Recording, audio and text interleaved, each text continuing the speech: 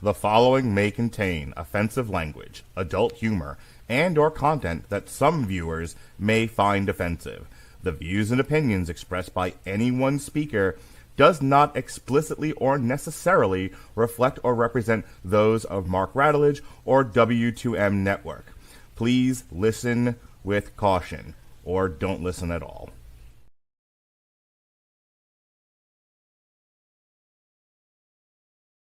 Hooray for Hollywood, where stars are living large, in mansions with their servants and their credit cards in charge, with fame that's fleeting, but the egos never change, where everyone's a genius, except the ones who really arrange. Hooray for Hollywood, where the scandals always sell, where every whispered secret is a new tabloid's tell. Oh, how we adore the endless red carpet galore. Hooray for Hollywood, where less is always more. Whoa! Whoa! You want to fight me? I'll let you try my Wu-Tang style. I'm not going to say what I just wanted to say about that. Thanks. Is that your birthday gift to me, to be less of a dick? I choose very much not to insult many of the things that you like this week, so don't push it.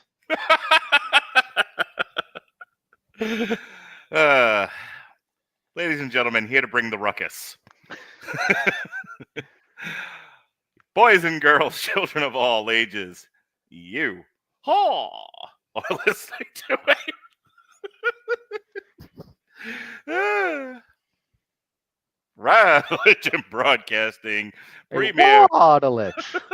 Waterlich Premier Podcast. Damn you, Hollywood. Why are you doing that? I had a stroke. And here's your host, Robert Winfrey. Yay! Hoo-ah! Hey there, everybody. If you can't tell, this is going to be one of those episodes.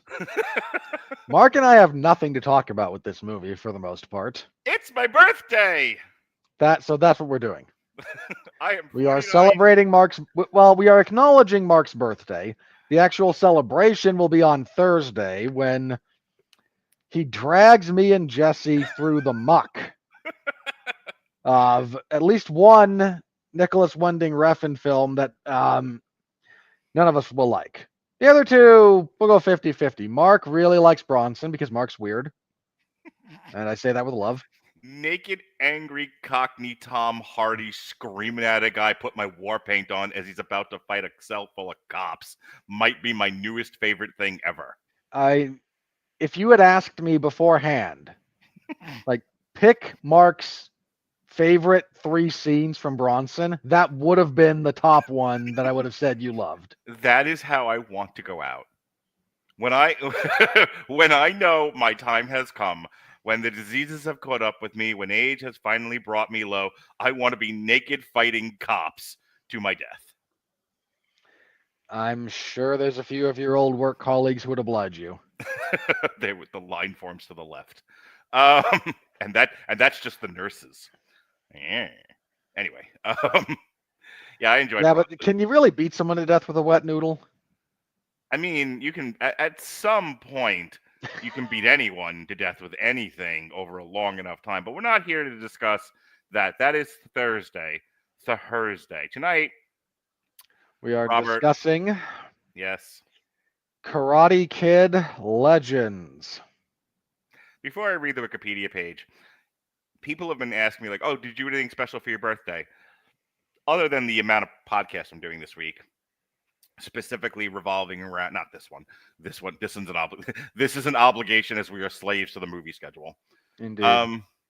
But the rest of them were selected, curated, if you will, by me specifically to celebrate my birthday and spend it with the people I love, you and Jesse. But also, Friday night I'm going to see night 1 of Metallica, of which Ice 9 Kills is opening. I'm taking my daughter to that one, and then Sunday I'm taking Jonas to the one that's being opened by Pantera. But everyone's like, but what are you doing on your birthday? Well, I just got off a vacation, so I went back to work today. And it started off rough. I got to tell you, I had an existential kind of panic, not about my age, about my financial situation, but I've resolved that issue.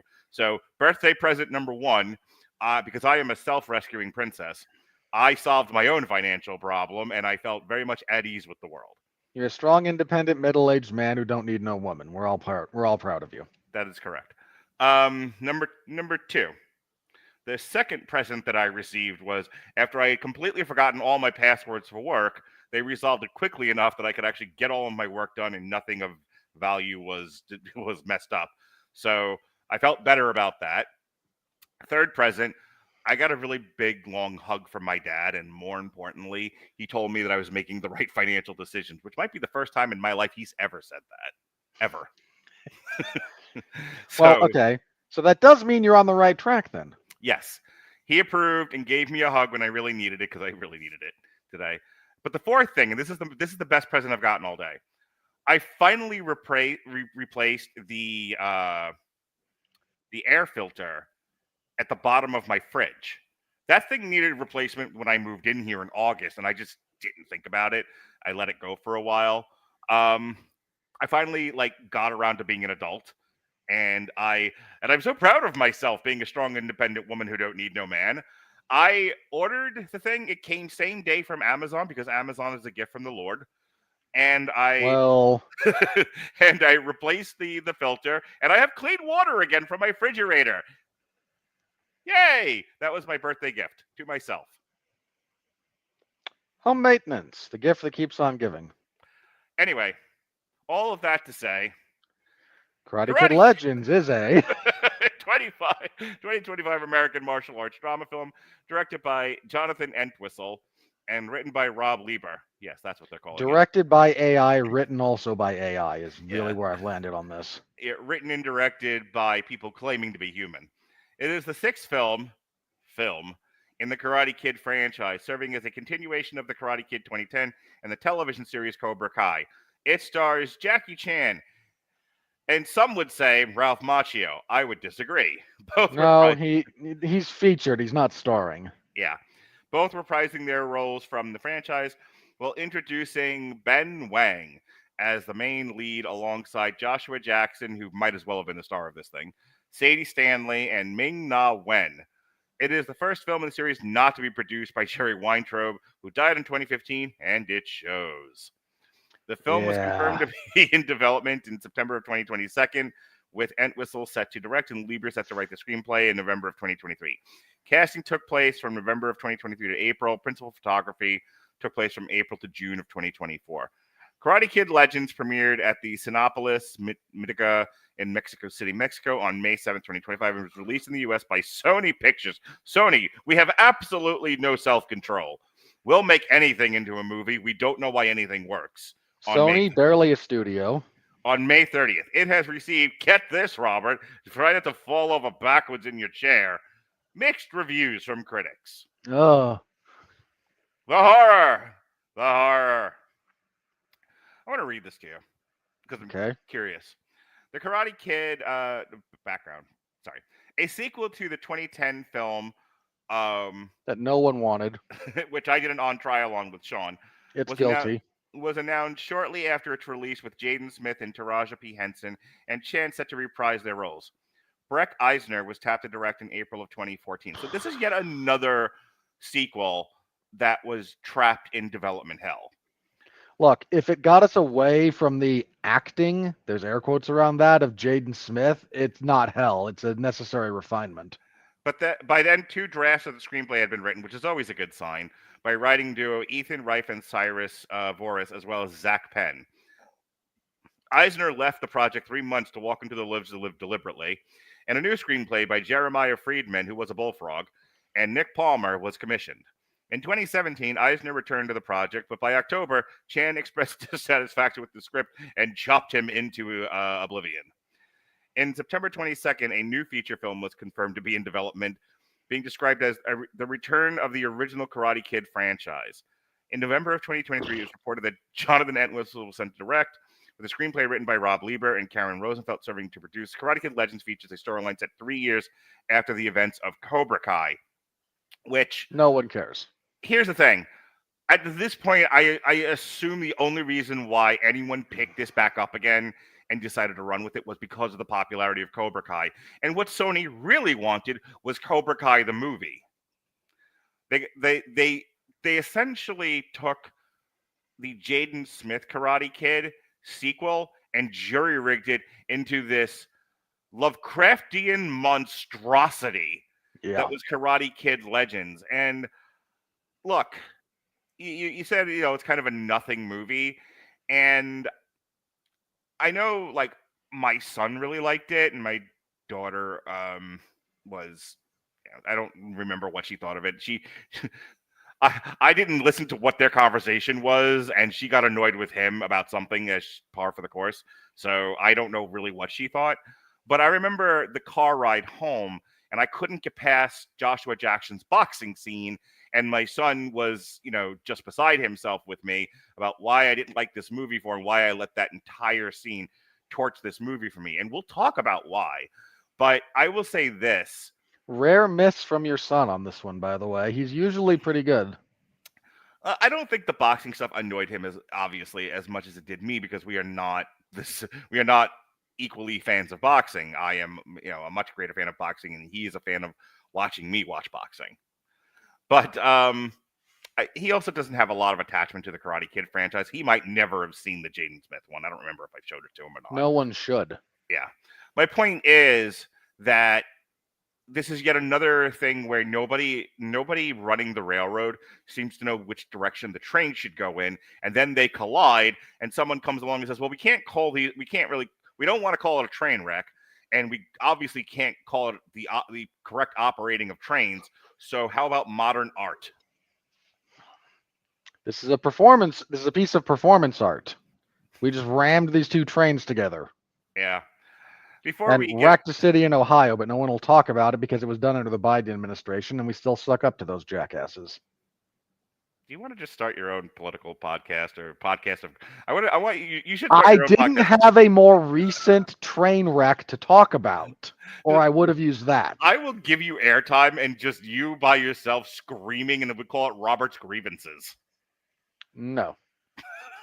Okay. I can't remember. Are you at all a fan of the Karate Kid franchise? Moderately. I appreciate my relationship with them has been weird.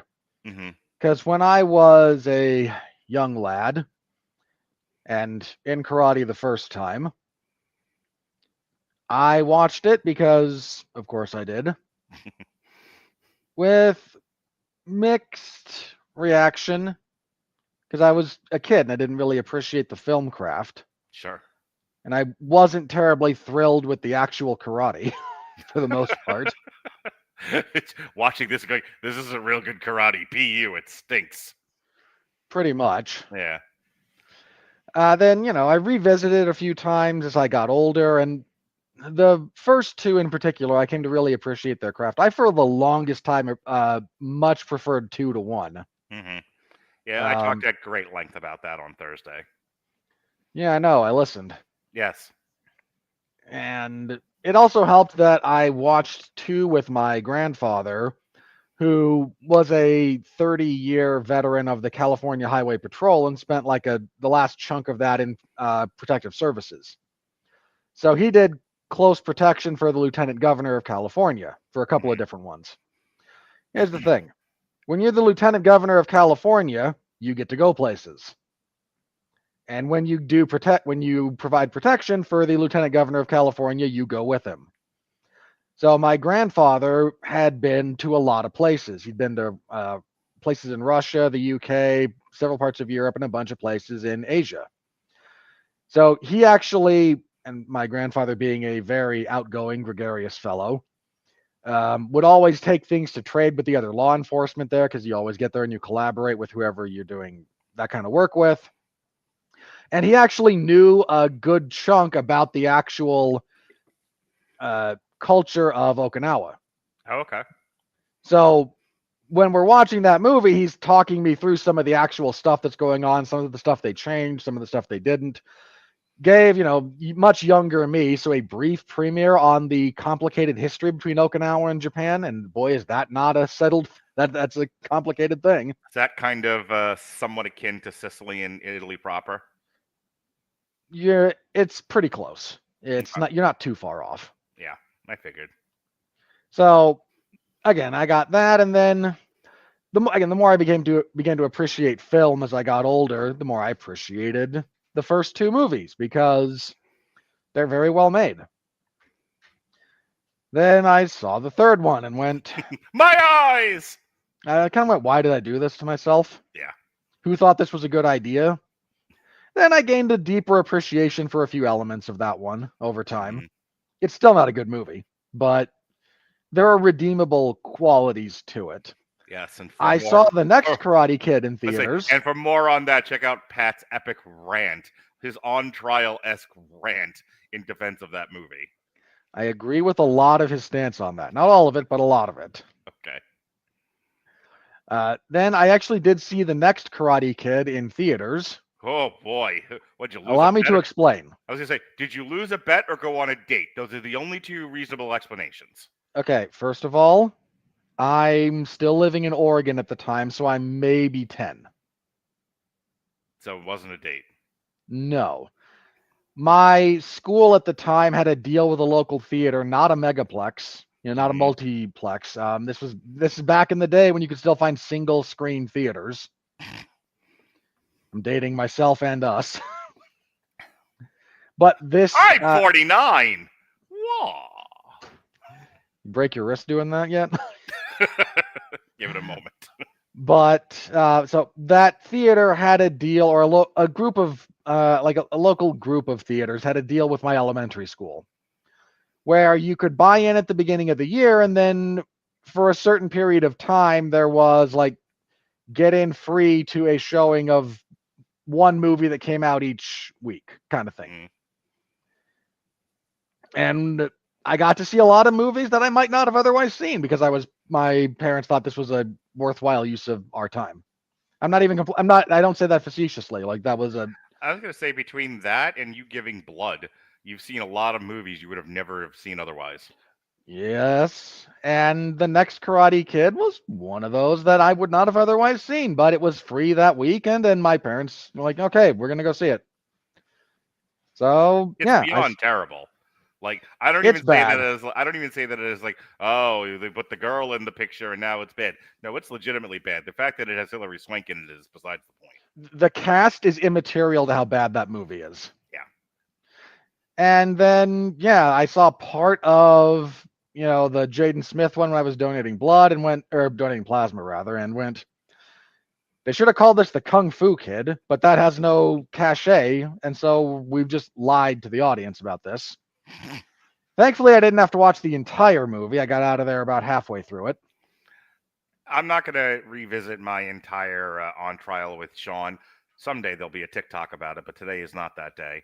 However, I will say, I think we gave it a fair hearing.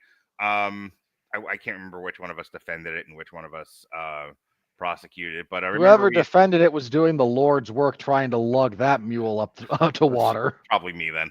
But I remember us having a very fair conversation about the movie where it was defensible, we did in fact defend it. But yeah, it's not great. It's very much like if you haven't seen any of the Karate Kid movies and you want to show it to young children. That's why I'm wondering if I did show it to Jonas. It's passable. It's just not passable for anything beyond like an isolated children's movie.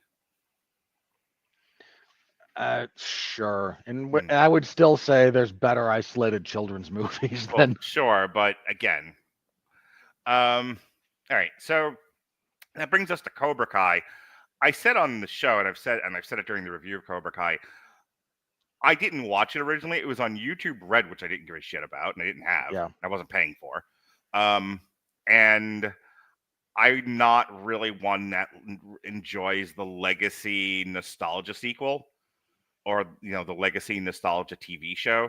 So I'm like, I don't need to see the joke from How I Met Your Mother writ large over 8 episodes. No, thank you. And like instantaneously, every single person who had watched the first season of Cobra Kai was like, you are missing out. And the last time that happened, I was resisting you white people's urging of me to watch Breaking Bad. So I wouldn't make that mistake again. So I watched Cobra Kai, fell in love with the show, and the rest is history. I think it lost you early on, if I remember correctly. It never had me. Okay. I was deeply uninterested in the premise. Mm-hmm. Then I listened to a few of you guys talk about it, and I asked the question of you all. So how much do I have to care about these non-interesting teenagers to enjoy like how much of the show is you must care about the lives of uninteresting teenagers? And you guys, well, 50 to 65%. And I went, no, thank you. I don't like teenagers at all to begin with, much less fictionalized ones that I can turn off. So, no, I have not watched it, nor will I. All right. So let me tell you how, and this will be the last thing I say, and then you're into the plot synopsis, because guess who didn't send me a video for a second week in a row? It's been a tradition on the last day of school for me to go up to my ex-wife's place of business, take the kids from her, maybe a friend in tow, and take them to the movies while she cleans up her classroom. And that just became the tradition, and we've done it every year pretty much since my son's been in elementary school. I remember going as far back as whatever year it was, Godzilla King of the Monsters. And I remember that one distinctly because I had to take another kid who had a bit of the tism, and there was a debate on whether or not that child would be able to sit through it all. And she was given earphones and popcorn and candy, and she was a perfect angel. And you know, a couple years ago, it was Little Mermaid. There's been quite a few. I mean, obviously, I'm going back as far back as Godzilla King of the Monsters. There's always like that last movie, that last Friday in May, when our school here in Hillsborough County, Florida ends. There's always been a fairly good, fairly interesting movie for me to take my kids to. Something that I genuinely wanted to see. And something that I was happy to take them to see and say, this, children, this Godzilla, King of the Monster, this Little Mermaid remake, this is cinema. Neither of those qualify. This was the first year that I went out of obligation and not out of desire. I had no reason to see Karate Kid Legends other than it was on the schedule, and it was the movie in theaters the last week of school. And had my life been different, had I taken a different path, I would not have seen this movie, and we would not be talking about it.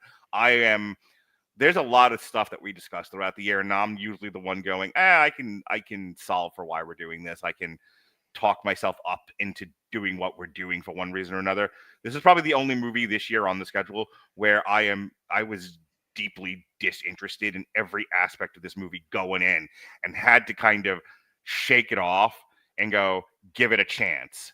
And then I gave it a chance. And boom. So that's how I went into this movie, Robert. So we open the film with Chinese propaganda. We re-show a scene from The Karate Kid Part 2, where Miyagi explains a little bit about how his father brought karate to Okinawa, but he only got it because he washed up on the shores of China. This borders on Chinese propaganda. The actual interplay between Kung Fu and the development of karate is complicated, as most of these things are. The definitive notion that Okinawa, the birthplace of karate, got it from the Chinese, borders on the offensive. But that's the kind of movie we're making here. So, China power. Don't let facts get in the way of a terrible narrative. So then we fast forward to the other side of the other branch, you understand, from the tree. And it's the Han School, which is run by Jackie Chan. And he's got a bunch of students, and he's having a good old time. And then there's one, and Ming-Na Wen shows up, and she's like, all right, where's my son? I know he's here. And Jackie Chan's like, but what son? You're a woman. You can't have what? And he plays the buffoon because this is what Jackie Chan does. I've never heard of children. What children? As children pass by. Yes. There's Liam Neeson in tight strawberry panties. Wait, wrong. There's nothing to see here, folks. Move along. Yes. And it turns out that she and this kid are moving to New York. Why New York, you might ask? No one knows. She was off for the same Hang reason. on. No. That's a structural complaint, not a narrative complaint. I was going to say for the same reason that Danny and his mom moved from Newark to Reseda because mom got the opportunity of a lifetime. That's why. I'll explain my gripe about it later. Yeah. So they go to New York, and Lee struggles to fit in, like you do, even though he speaks very, very good English. And he finds Joshua Jackson running a pizza joint. And he's got a daughter because we need a love interest. And Lee runs afoul of generic douchebag number 3, who, of course, knows karate and wins the 5 Boroughs tournament every year. And so now we have the basics of what's going to go on here. And again, he's running afoul of douchebag. And then after getting his butt kicked by douchebag in school, he saves Joshua Jackson from 3 grown men armed with 2x4s and baseball bats. And Joshua Jackson goes, the guy who runs that other school, I owe him money. Because he's a loan shark, you see. Loan shark who runs an MMA gym. Yep. Not much of an overlap there, believe it or not. A lot of scumbaggery in the world of martial arts. That's not one of them that usually happens. So, and I used to be a boxer. I used to be the best in the city. Now I run a pizza place, but I need to make money, so I'm going to take a couple of fights. And you, teenage boy who knows Kung Fu, will you train me how to box? So he does. Then we get to the fight, and it's one of those quasi-legal ones, and he's fighting a guy from douchebag's trainer's gym. And as Joshua Jackson begins to win, the other guy goes, all right, I'm going to start throwing elbows. And the world's most useless referee stands by and watches this. As Joshua Jackson gets elbowed to the ground and then punched. And he goes to the hospital. And now Lee has flashbacks to his brother being stabbed coming out of a Kung Fu tournament in China. And this is what has given him trauma. And then Jackie Chan shows up because he sensed with the spider sense that his nephew needed help. So he says, there's a tournament in 10 days, and this is where you will reclaim your sense of self, your sense of purpose and direction. So find a place to train. I'm going to fly across the United States to California and find some help. So Lee gets a rooftop location from his SAT tutor. Very nice young man. While Jackie Chan flies to California to grab Daniel LaRusso and go, we're offering you money for what is an extended cameo. And he goes, I don't know that I want to do that, but you will because I'm Jackie Chan. And then Jackie Chan comes back, and in 10 days, we train this guy up to be a master of both Kung Fu and karate, the sum of all hopes and dreams of martial artists everywhere. And then he wins a couple of fights in this tournament, and we find out there's some Saudi Arabian oil baron, oil prince, who's got more money than sense, throwing $50,000 at a youth karate tournament in New York. Then, so this will save Joshua Jackson's pizza joint. It will get him to pay off all of his debt, and everything will be happy. So, of course, we get to the finals, and it's douchebag number 3, and it's our boy Lee, and our boy Lee wins, because that's what we do with these kinds of movies.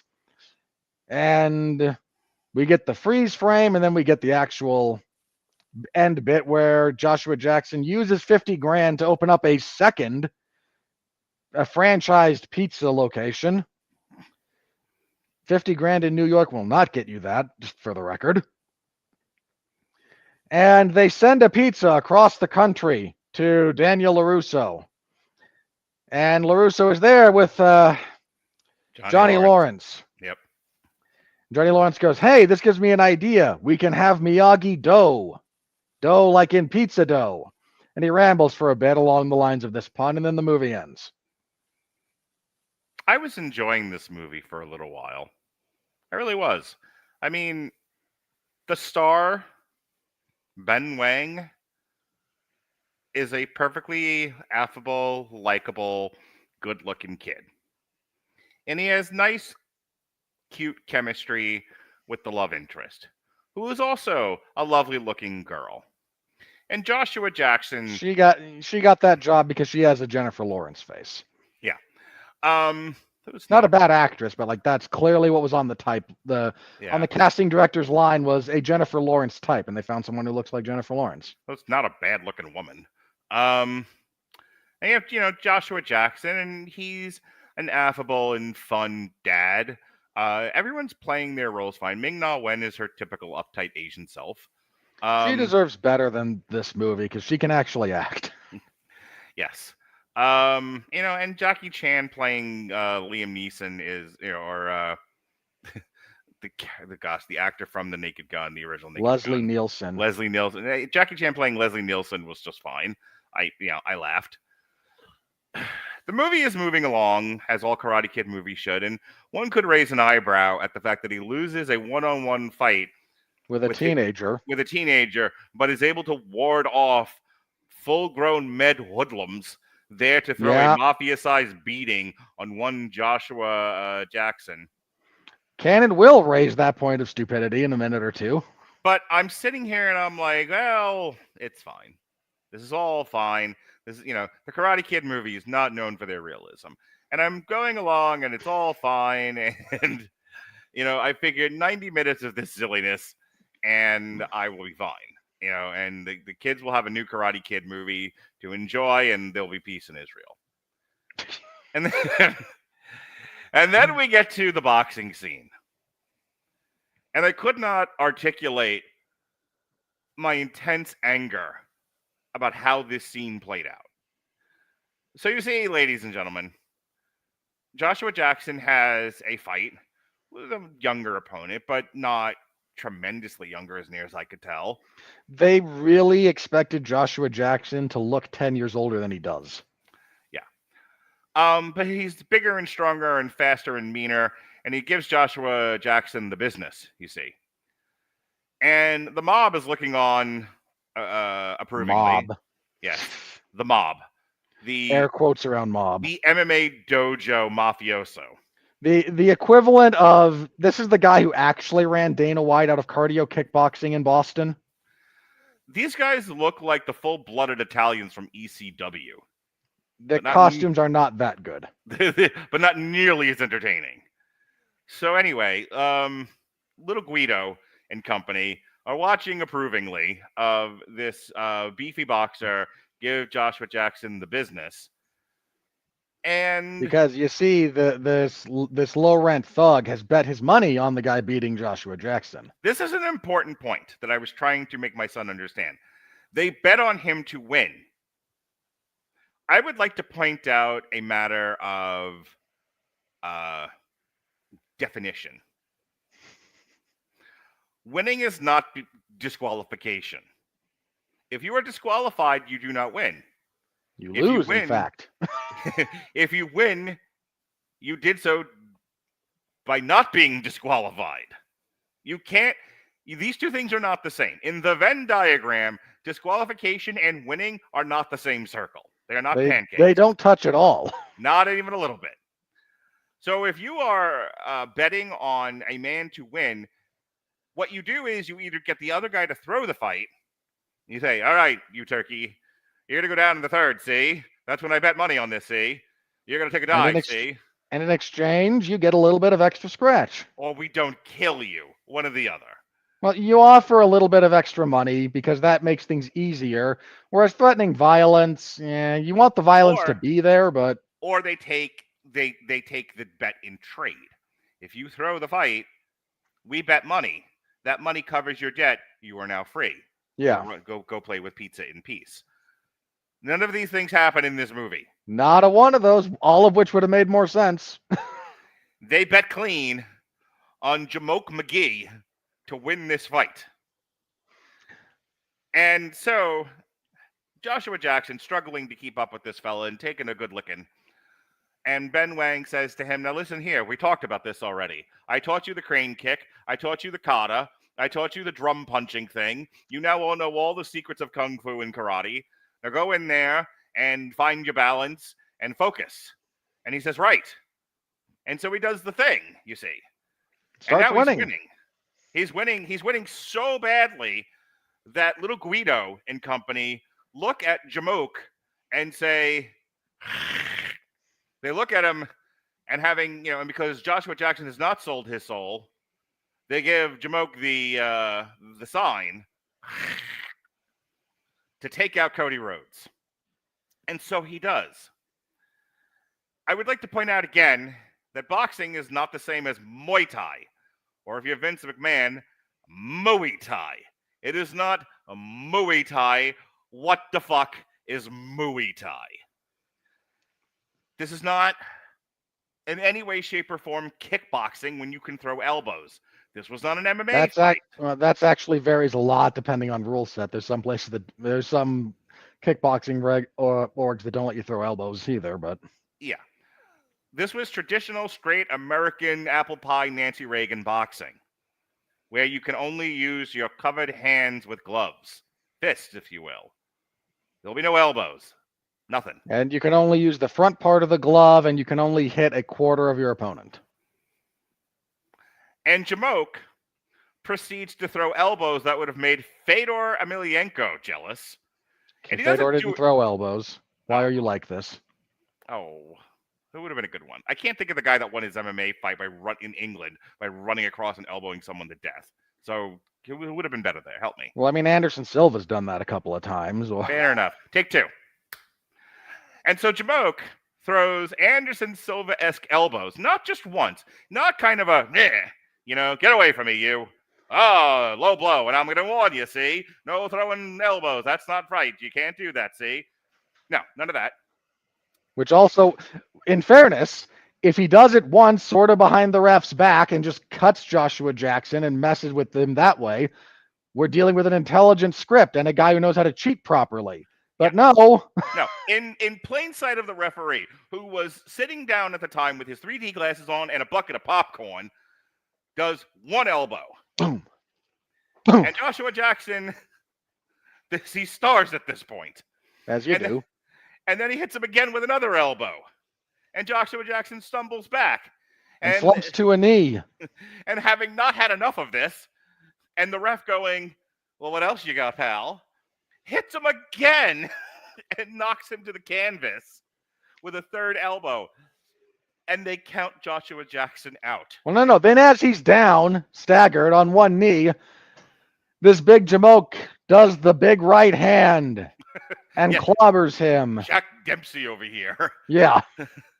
And so standing, also not legal, not since the days of Jack Dempsey, not because of Jack Dempsey. You cannot stand over your opponent and pound on him. This isn't MMA. This isn't boxing 100 years ago.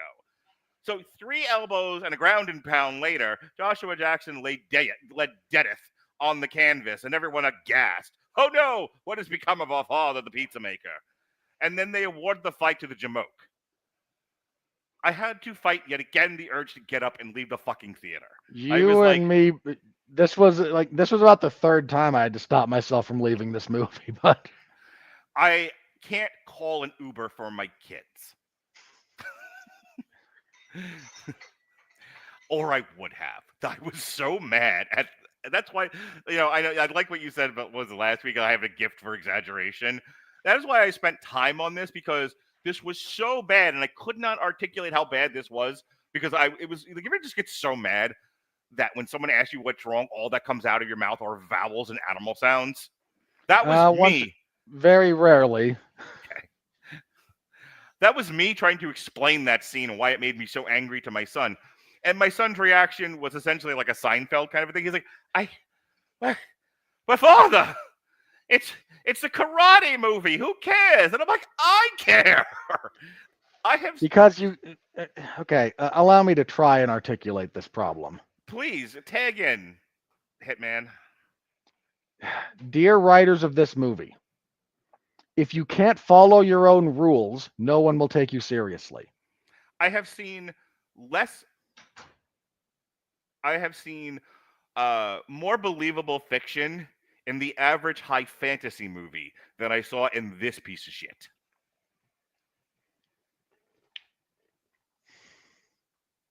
I cut in. I figured you had more to say. No, look.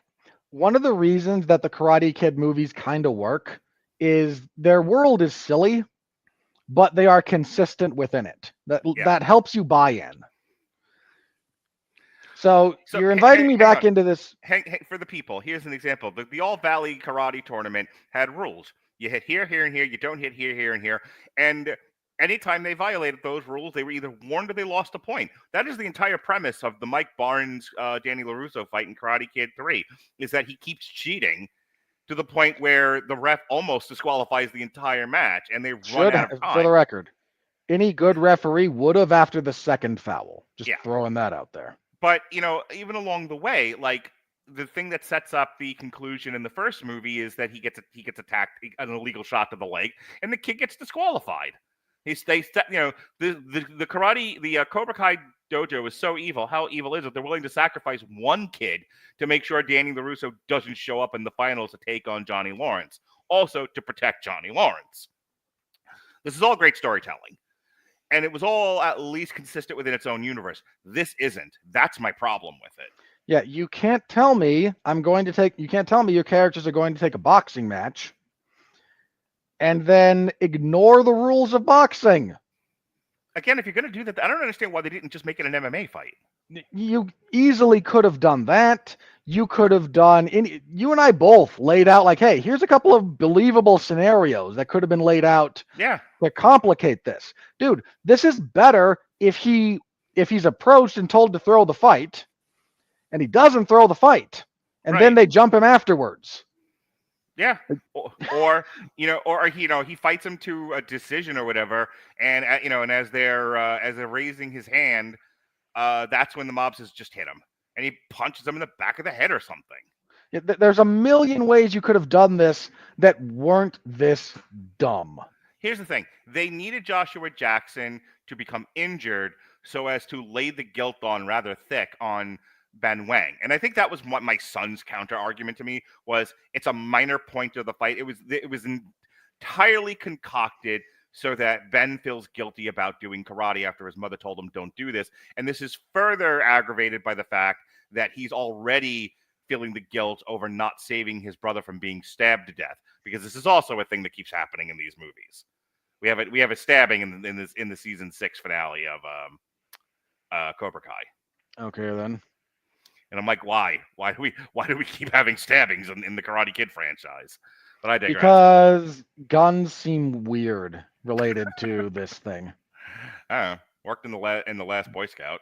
Remember that? Guy's running downfield. He starts just shooting people, and he gets to the end. He's like, "Ain't life a bitch?" And he just blows himself away. That'd have been fun. Well, this isn't the last Boy Scout. Just saying, better movie. Anyway, my point is that all you needed was for Joshua Jackson to be injured. There were a zillion ways you could have written it. You chose the stupidest. Yeah. To the point that I now here's the thing, and we talk about this often, and it's worth saying very succinctly. If you create a fiction, the fiction has to at least be consistent and believable in order for me to exist and enjoy the fiction through the duration of the picture. If you break the fiction, if you break the make-believe, you lose the audience. You're going to have a hard time getting them back again. It took me to the very end of this movie for me to get back into it. I was that angry and that taken out of things by what happened in that scene. And I know, like, everyone's like, oh my God, was there anything else in this movie you guys can talk about? No, because this is that bad that the rest of the movie, I will say this, not being facetious.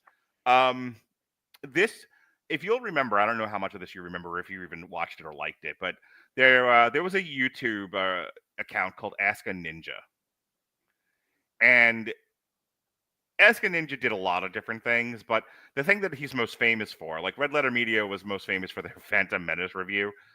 Ask a Ninja was most famous for his Pirates of the Caribbean 2 and 3 reviews. Okay.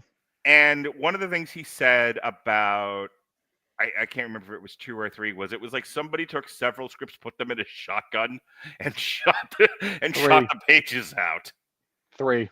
Yeah. It would have been 3, not 2. Okay. And shot the pages out, collected it, set that script on fire, and filmed another movie. And I feel like, not laughing through that entire joke, this is 2 or 3 different stories. Yeah. None of them completed. And they're just badly stapled together. Yeah. This feels like the worst and then exercise. Like, for a while, I didn't think this was Ben's story. I thought it was Joshua Jackson's because they spent way too long on it.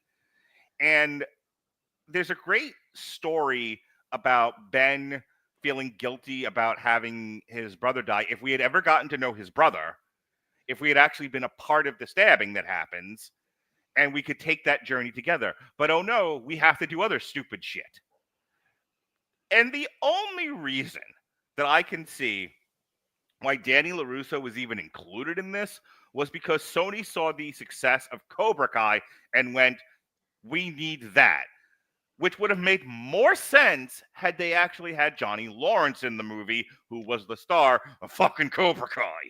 Well, if I may, there used to be a time, Mark, when at least someone in charge or in the decision-making process understood that, this free thing is relatively popular. That doesn't translate to people spending money on it. Yes, I've tried to explain that to people who work on this network.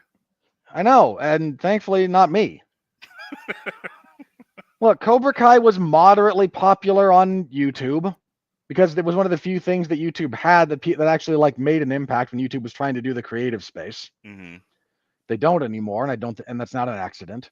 It was popular enough when that experiment ended that Netflix went, okay, we'll throw a little bit of money at this. We'll give you a couple of more seasons. Lobster. Netflix has the capital to burn, and they don't actually, and watching something on Netflix, okay, phrase this properly. We're not getting a Stranger Things movie.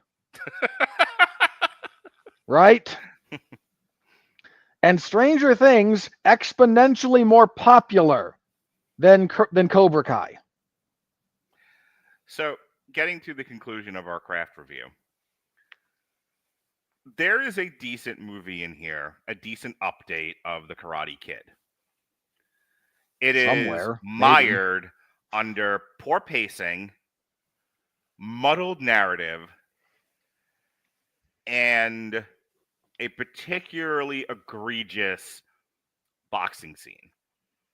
The last thing I will say about this, because people watching this going, say something positive about this movie or I will not be able to go to sleep tonight, and I will say this. There's only so many ways you can do the All Valley Karate Tournament, which they've now done twice, and then did the fucking death in Cobra Kai. To the point where they had one every season, basically, right? Something like that. Not to mention home invasions, and to the point where one character has to kind of acknowledge something. Please let the karate wars end.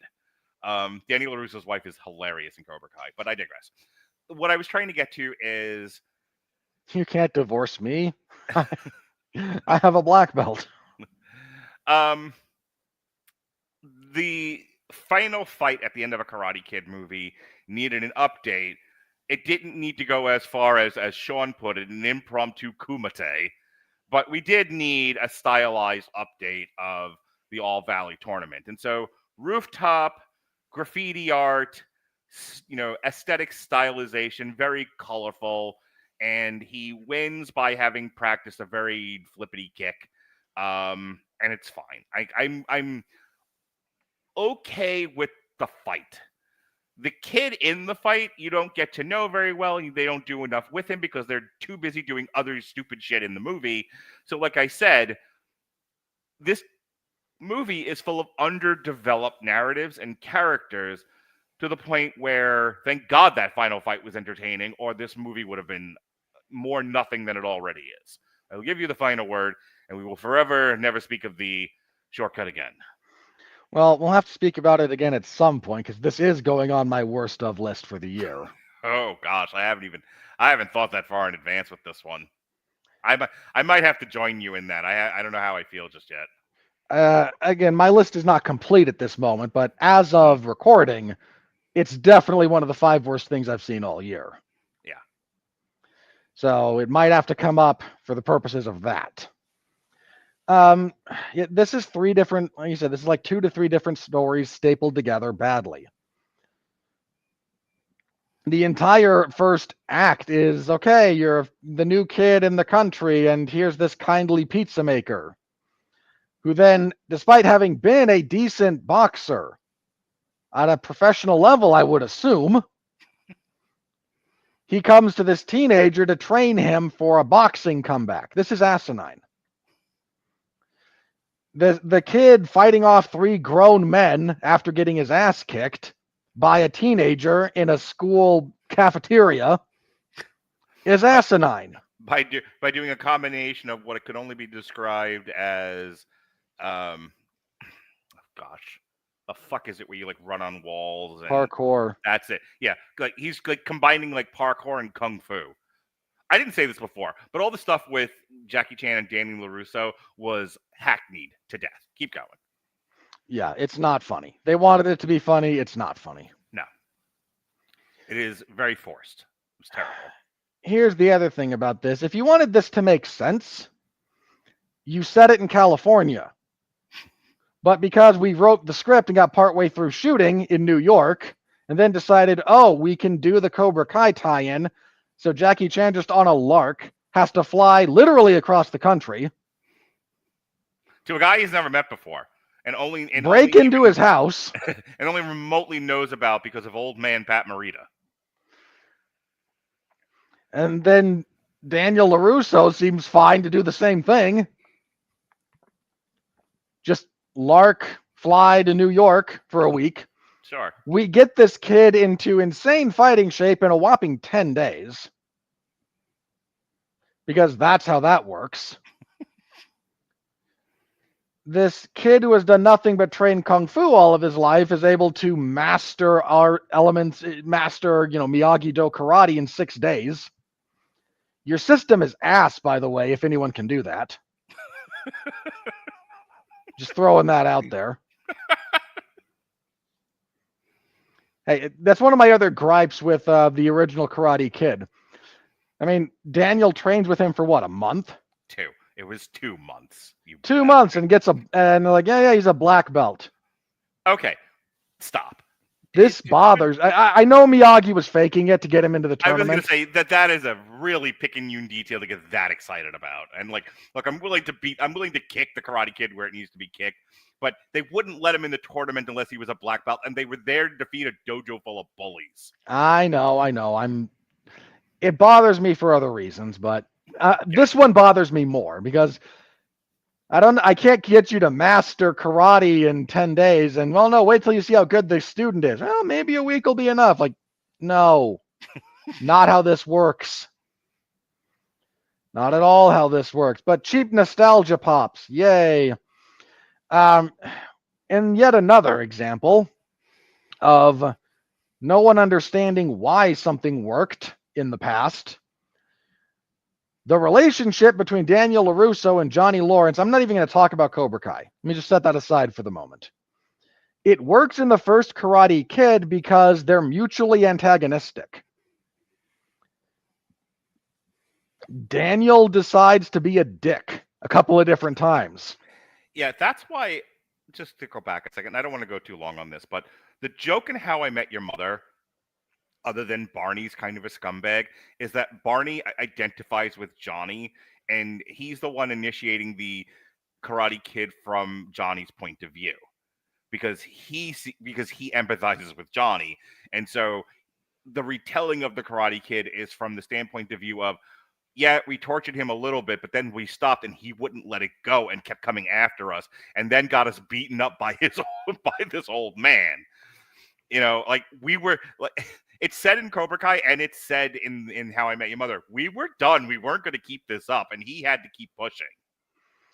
Yeah, and it's to the credit of that movie that they let the protagonist be kind of a dick. Which I didn't say it on the review, but part of the reason why he does that is because he's aggravating the shit out of Elizabeth Shue, who thinks he's kind of a pussy. I didn't realize it until I rewatched it again this past week, but that's the impetus for him attacking them at the Halloween dance. Is he keeps hiding from them. That's more or less why they're leaving him alone. Is that he's staying out of sight, out of mind. And at one point, Elizabeth Shue says to him, "He's like, hey, why don't we cross over this way where the enemy is and go, and antagonize them?" It's not really what she says, but that's the implication. And he's like, why don't I walk around and not cause a problem that I don't want in the first place? And she was like, well, you're kind of a pussy, and I don't like it. You should fix it. And then he doesn't go to the dance, and Miyagi's like, don't be a pussy, go to the dance. Stop hanging out with old men, you weirdo. And so he shows up to the dance, and he sees Johnny rolling a joint, and he's like, well, this is the perfect time for me to not be a pussy. In cowardice. and Johnny like, what the hell? and then they chase him, and then they almost kill him. Go on. But the point there is that movie works because we get to see Daniel LaRusso grow as a character. Yes.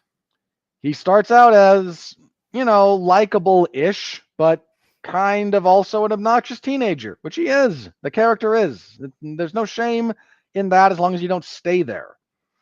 And then there's Johnny Lawrence, who, between William Zabka's acting and an understated bit of script writing, actually is a character. He's not a cardboard cutout. Like, initially, yeah, he's kind of a jackass. But you also do get to see him in a few other contexts. Enough for you to think of him as a fleshed out character instead of, the bleach blonde Mr. Perfect wannabe who shows up in the third act of that to be a mini boss. Yeah. And that relationship works, the relationship between those two characters, because, again, we see one grow, and we see one is not just a cardboard cutout douchebag. So then we get to this movie. And Mark, remember, no one knows why the Karate Kid worked back in the original one. No one paid attention. No, I can tell you why the Karate Kid worked back in the 80s. Because of the crane kick. That's it. Only the crane kick. Nothing else about mentorship and fatherhood. Nothing else about, striving to do your best and how to deal with bullies. None of that, Robert. None of it. It was the crane kick. So now we have the dragon kick. This is the worst timeline. And we have two of the world's of the modern writing tropes that I find the most egregious. I don't care for these. One, your hero doesn't actually have a journey. And I swear, if any of you just went, but he overcame his trauma, go put your head in an oven. Preferably an electric one. Because that won't actually cause you any harm. But it will get the point across. Overcome your trauma is not a satisfactory narrative arc 9 times out of 10. And because about 1.5 times out of 10 or so it's done really well, that's what people remember. Oh, this is why every horror movie now is about, we've overcome trauma. The entity or the monster that we're dealing with is a representation of the trauma of this character's past. Like, oh, God, go play in traffic. How can you be this uncreative? So, of course, this is the only arc our character has. He was traumatized outside of a kung fu tournament where his brother was stabbed. And now he's guilt-ridden. And he must overcome the guilt to realize the power was in him all along. Once again, go play in traffic. To compound this, we take the antagonistic force, and instead of letting him be a character, he is generic douchebag number 3. He's overly aggressive. He pursues the love interest because he can't take rejection. His ego's too fragile to handle a no. Hang on. That's actually the best part of the movie. Because there's a bit where they are kind of cooing and cuddling with each other at the San Gennaro festival, and Ben sees it. And I thought they were going to go with, well, that's not what was happening. You saw the one moment where that's what it looked like, but the context around it, the bookends, were me telling him no and go away and all that. No. Actually, what she says is, and this was as modern a thing as ever I've seen in any movie. Yeah, sometimes I just don't want to tell him no. Sometimes I think this is what I deserve. It's very complicated. I'm not all the way over him. I'm just a girl. And I and I watched that. I'm trying not to be flip about it because I really did laugh at it, and I was just like, "That's actually the most honest and truthful thing about this entire movie." You're not wrong. Is that this girl is kind of halfway annoyed with this aggressive douchebag, but also still kind of finds him, and like, oh, I have the nice guy here, and I'm into him too, but I can't quite say no to the bad boy, but I'm kind of into the nice guy, but I'm kind of still into the bad boy, and in a thoroughly modern movie, they would have wound up in a throuple. Damn it! I was just like, can't I just have them both? And then I might have actually vomited all over the theater I was in. And you know what? There had to have been a version of this where that's the way it ends, is that she has two boyfriends. I'm sure someone pitched it, and they were then thrown out of a high window as they should have been. Only because, like, that's not going to fly in 2025. Wait a while. Wait till this president's out of office. Then we can try that shit again. Yeah, because that's what... Never mind. Go with the jokes, Rob. I will go with the joke. Roll in the laundry with me. It's fine. You know... So we don't let this guy be an actual character. He's an overly aggressive douchebag with nothing even remotely. I mean, there's that bit at the hoity-toity dance in the first Karate Kid when Allie and Johnny are kind of like pushed together by their parents. Right. And she's like, I'm not happy with you right now. And he goes, look, the song, can we just do a dance and not have a scene? All right. Yeah. Can't you act like a human just a little bit? And it's just another little bit like, okay, this guy is not a caricature. He's a character. It's an important distinction. This idiot is the kind of dickhead that head kicks the guy holding pads for him after he calls the session off. I was going to say, there's a scene in Karate Kid Part 3 where Mike Barnes actively holds Johnny and Cabbage Patch hostage by saying, I will not throw down the rope, and you will I will let you drown in the ocean. Yeah, you will die drowning in the ocean unless you sign this form saying you'll enter the All Valley Karate Tournament. Saying you'll enter this high school under 18 karate tournament. Yeah, at the age of at least 20 by this point. Oh, he's 30. Ralph Macchio's like 30 at that point. In real years, yes, but the character is like 20. His character, his character, like, this is right after they get back, so he's not even. He's like 9 months after he graduated high school, Robert. Yeah, so he's 19. And, show me the birth certificate. Was he born I in don't Hawaii? care that much. Anyway, my point is, like, Mike Barnes. At which point he shouldn't enter it anyway because he's an adult beating up on children. Yes, well, Mike Barnes, also 30, is a monster in Karate Kid Part 3, as opposed to Johnny Lawrence, who, is a character. Yeah. And this guy is in that vein of just, what do we do with him? I don't know. Show him hitting pads. His pad work's terrible, by the way.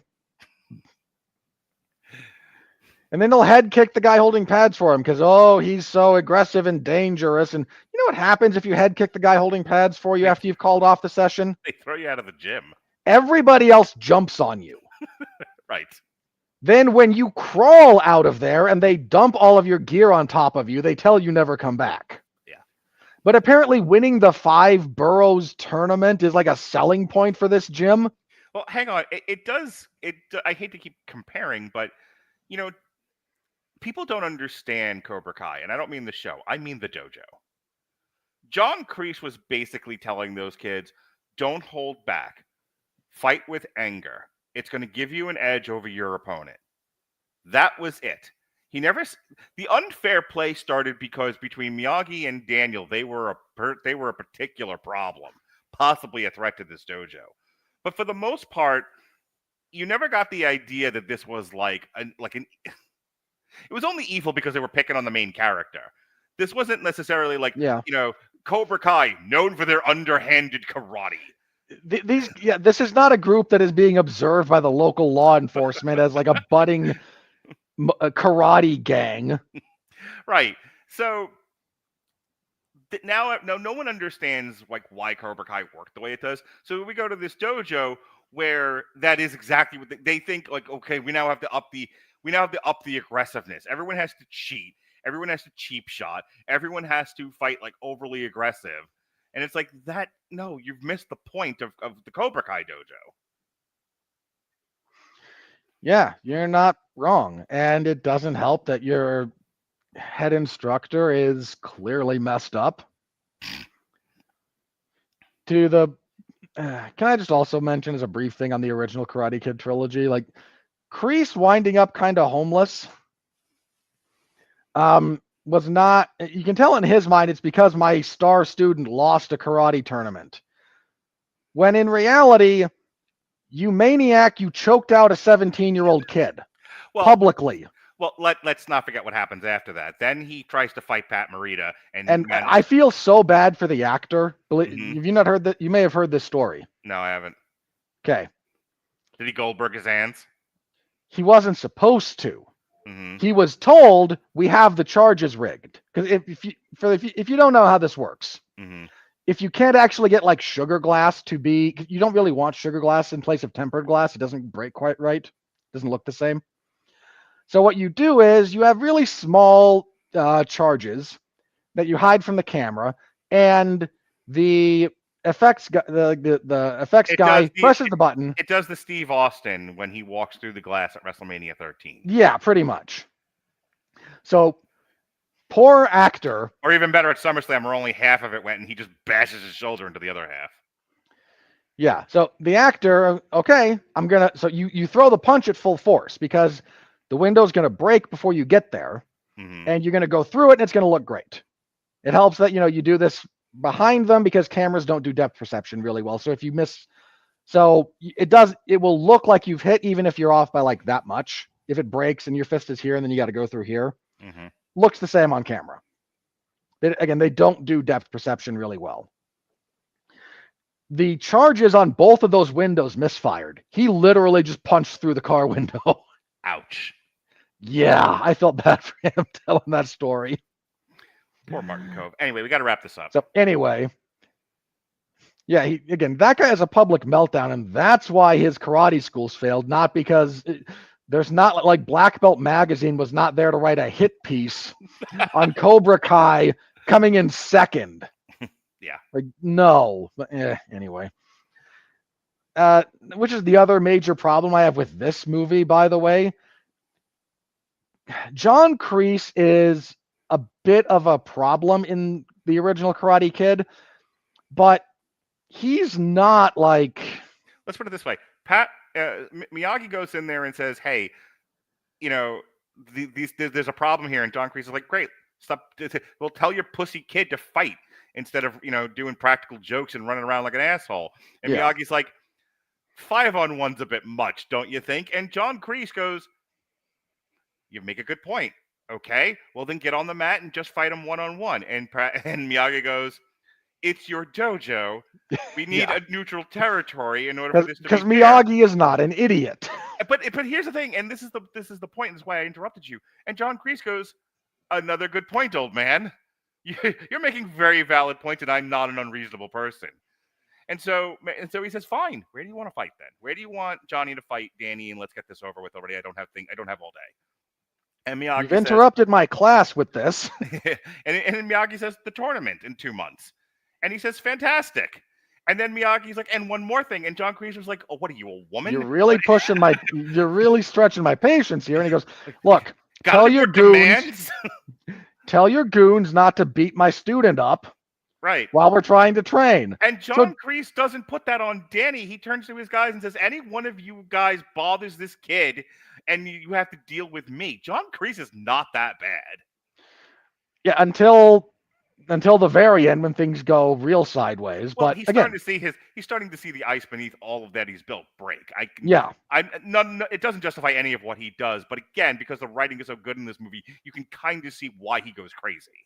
Yeah, but he's also not like this giant antagonistic force through the entire movie. He's not an existential threat to anything. Yeah. He's just, again, It isn't like the show Cobra Kai where the instructors are doing home invasions. Yeah, it's really not that. Or even Karate Kid 3 when Terry Silver breaks into Miyagi's place in the middle of the night. Yes. Then there's the coach, I'll use that term very loosely, that we have here, who is a problem, who is a narrative problem to this movie more than once. When you introduce a character with that is this much of an obstacle, you actually need to, there has to be some narrative closure to him. How much narrative closure is there with the head coach in this one? Nothing. The kid loses and everyone gets trapped in a floating LP in space. Yeah, and that's bad writing. Just really bad writing. This movie is a lot of really bad writing. Yeah. The more we talk about it, the more I hate it. And the last thing I can say about this is, as a weird thing, but let me go off on this for a second. Karate and Kung Fu are not interchangeable. Pretending that this is the Karate Kid? No. This is another Kung Fu practitioner, which is fine, depending on which style of Kung Fu we're talking about. And I wish they'd actually touched on this, because Kung Fu doesn't mean martial arts. Kung Fu is roughly translated as like success or mastery through effort. Okay. Anyone who is really good at something has strong Kung Fu. So if you're really good blacksmith, you could say they have strong Kung Fu. Interesting. Did not know that. Yeah, it gets applied because in the general discussion of strength, and as far as it was like during interactions with people who don't know the language and they see people performing martial arts, if someone's really good at it, they would overhear it being described as good Kung Fu. When they're actually referencing a specific style. There's a million styles of Kung Fu. I use the phrase, I'm going to use it the way it's used colloquially here. There's like the lotus and there's the... Well, I was going to say, wouldn't it be more a million styles of karate by that definition? No, because karate starts in Okinawa, and there's 5 main styles of karate. Okay. Like again, this is, if you trace this way back to the beginning of karate, it starts in Okinawa, and there's 5 styles. There's Goji Ryu, Shito Ryu, Shotokan, Wado Ryu, and I can never remember the 5th. So what would be take Kung Fu out of it, pretend it doesn't exist because of the way you're describing it. What is the what is the punches and kicks and chops standing fighting style that is Chinese? Again, we lump them. It's the same way you wouldn't actually say karate. You would say Goji Ryu, Shito Ryu, Wado Ryu, whatever. Mm-hmm. What's the Korean one called? I can't remember. The one that Ben Henderson did. Okay, there's 2 that kind of come out of Korea. There's Taekwondo is the big one. That's the one. That's what I was thinking of. So there's Taekwondo. There's also it's the one Chuck Norris did. What's the one you do? You do Kenpo, right? I do American Kenpo, yes. Which is what exactly? That started in Hawaii, and it was created by Senior Grandmaster Ed Parker, a combination of a old world Kenpo master, because Kenpo is sort of a subset of karate. Kenpo's weird. It's got a weird crossover between Japan and China. And what is the one that Fedor does from Russia? Sambo, mostly. I wanted to say Sambo, and someone would have yelled racist. So it's how do you pronounce it? Sambo. Sambo. Okay. Wrap it up, Sonny.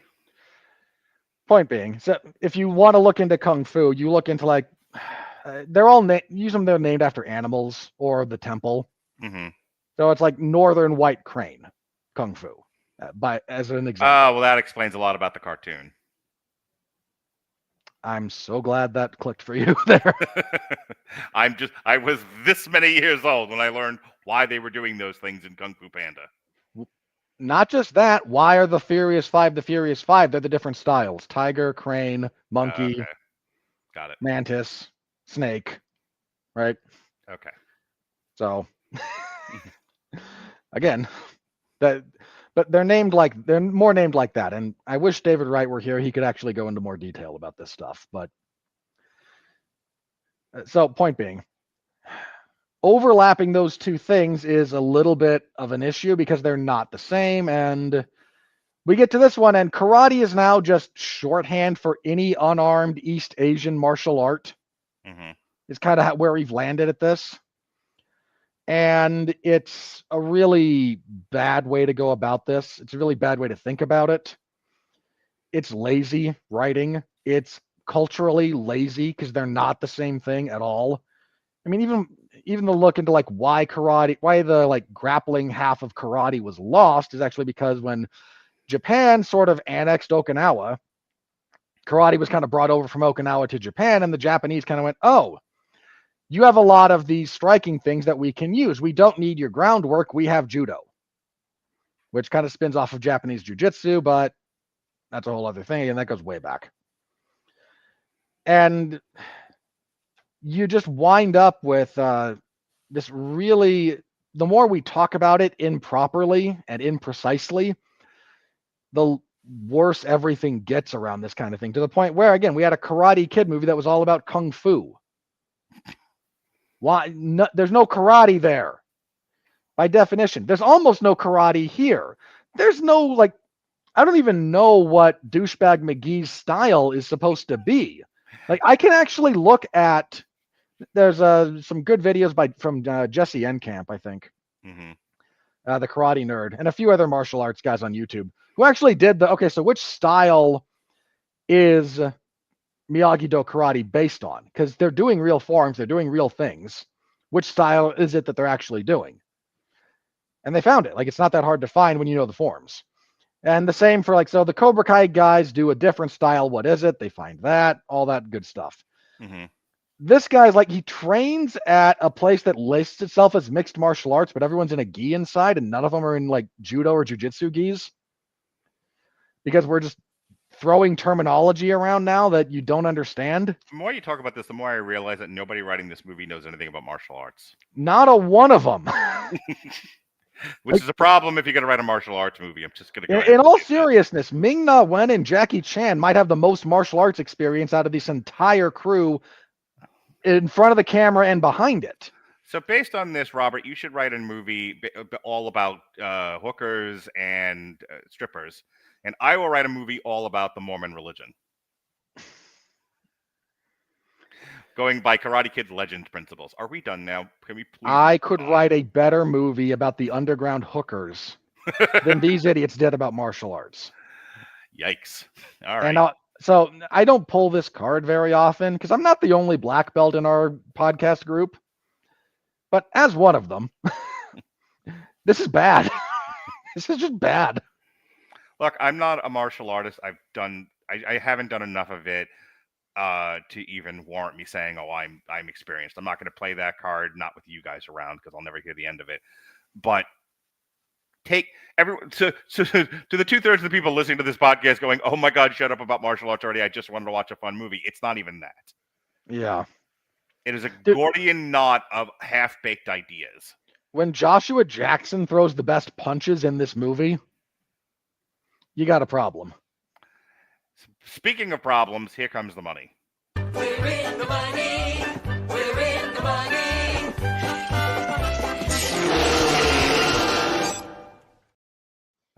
Yes, now. That's fun. Yeah, you know what? I was tempted to say, all right, let's figure out what we're going to yell about, because there's no way this movie warrants an actual discussion. An hour and 20. That's our longest. That might be our longest, just the two of us, movie review we've ever done since we went to video. Might be up. Just on the movie, yes, because otherwise, pure craft review, yes. Yeah, we've gotten into other stuff, and in tangents and whatnot. But I mean, I don't think we've ever spent that long just doing a craft review of any movie, which I think is really funny that this one got it out of us. Well, there was a lot of bad stuff, and then not only was there a lot of bad stuff, there's a lot of easy ways to fix it. I think that's kind of what my gripe is with a lot of this movie. Yeah, it's the laziest of stupid movies, and it's all the things I hate about modern Hollywood. All right, on a budget of $45 million, this stupid thing made $46.3 million. Yay. It's gonna struggle. As of June 1st, Karate Kid Legends has grossed $20.3 million in the U.S. and Canada and $26 million in other territories, for a worldwide total of $46.3 million. I can't quite call it a bomb, but this is gonna this is a struggle. This is gonna really. Yeah, in the U.S. and I mean, it only needs to make 90 to 100 million for the people at Sony to not get anyone fired. I'd assume 100 million gets it to break even, all things considered. Yeah. In the U.S. and Canada, Karate Kid Legends was released alongside Bring Her Back, Which I've heard very good things about, actually. Australian supernatural horror movie directed by Danny and Michael Philippou. Who, if you're in the horror circles, is the tandem that directed Talk to Me from a couple of years ago. That was also fairly well received. Yes, as was projected to gross 25 to 30 million from just under 4,000 theaters in its opening weekend. It made 7.7 million on its first day, including 2.3 million from Thursday night previews. It went on to debut 21 million, finishing third behind Holdovers, Lilo and Stitch. More on that in a moment. And Mission Impossible: The Final Reckoning. The slight underperformance was blamed on franchise fans becoming accustomed to the series being on Netflix after Cobra Kai, as well as Lilo and Stitch sharing family demos in theaters. Yeah. See my previous discussion point about there used to be a time when someone in the decision-making tree understood the relationship between popular-ish but free and people will pay money to see. And somehow those people have either been retired or are shouted down by too much lizard brain. So interestingly enough, Lilo and Stitch and Mission Impossible retain their spots as 1 and 2. Only a 57.7 drop and 57.5 drop, respectively, for Lilo and Stitch and Mission Impossible. Not bad, all things considered. My utter contempt for Lilo and Stitch is on record at this point. You want to talk about that? Let's quick get into it, because I walked out of. I'm going to say this, and if this engenders a fight with you, fine.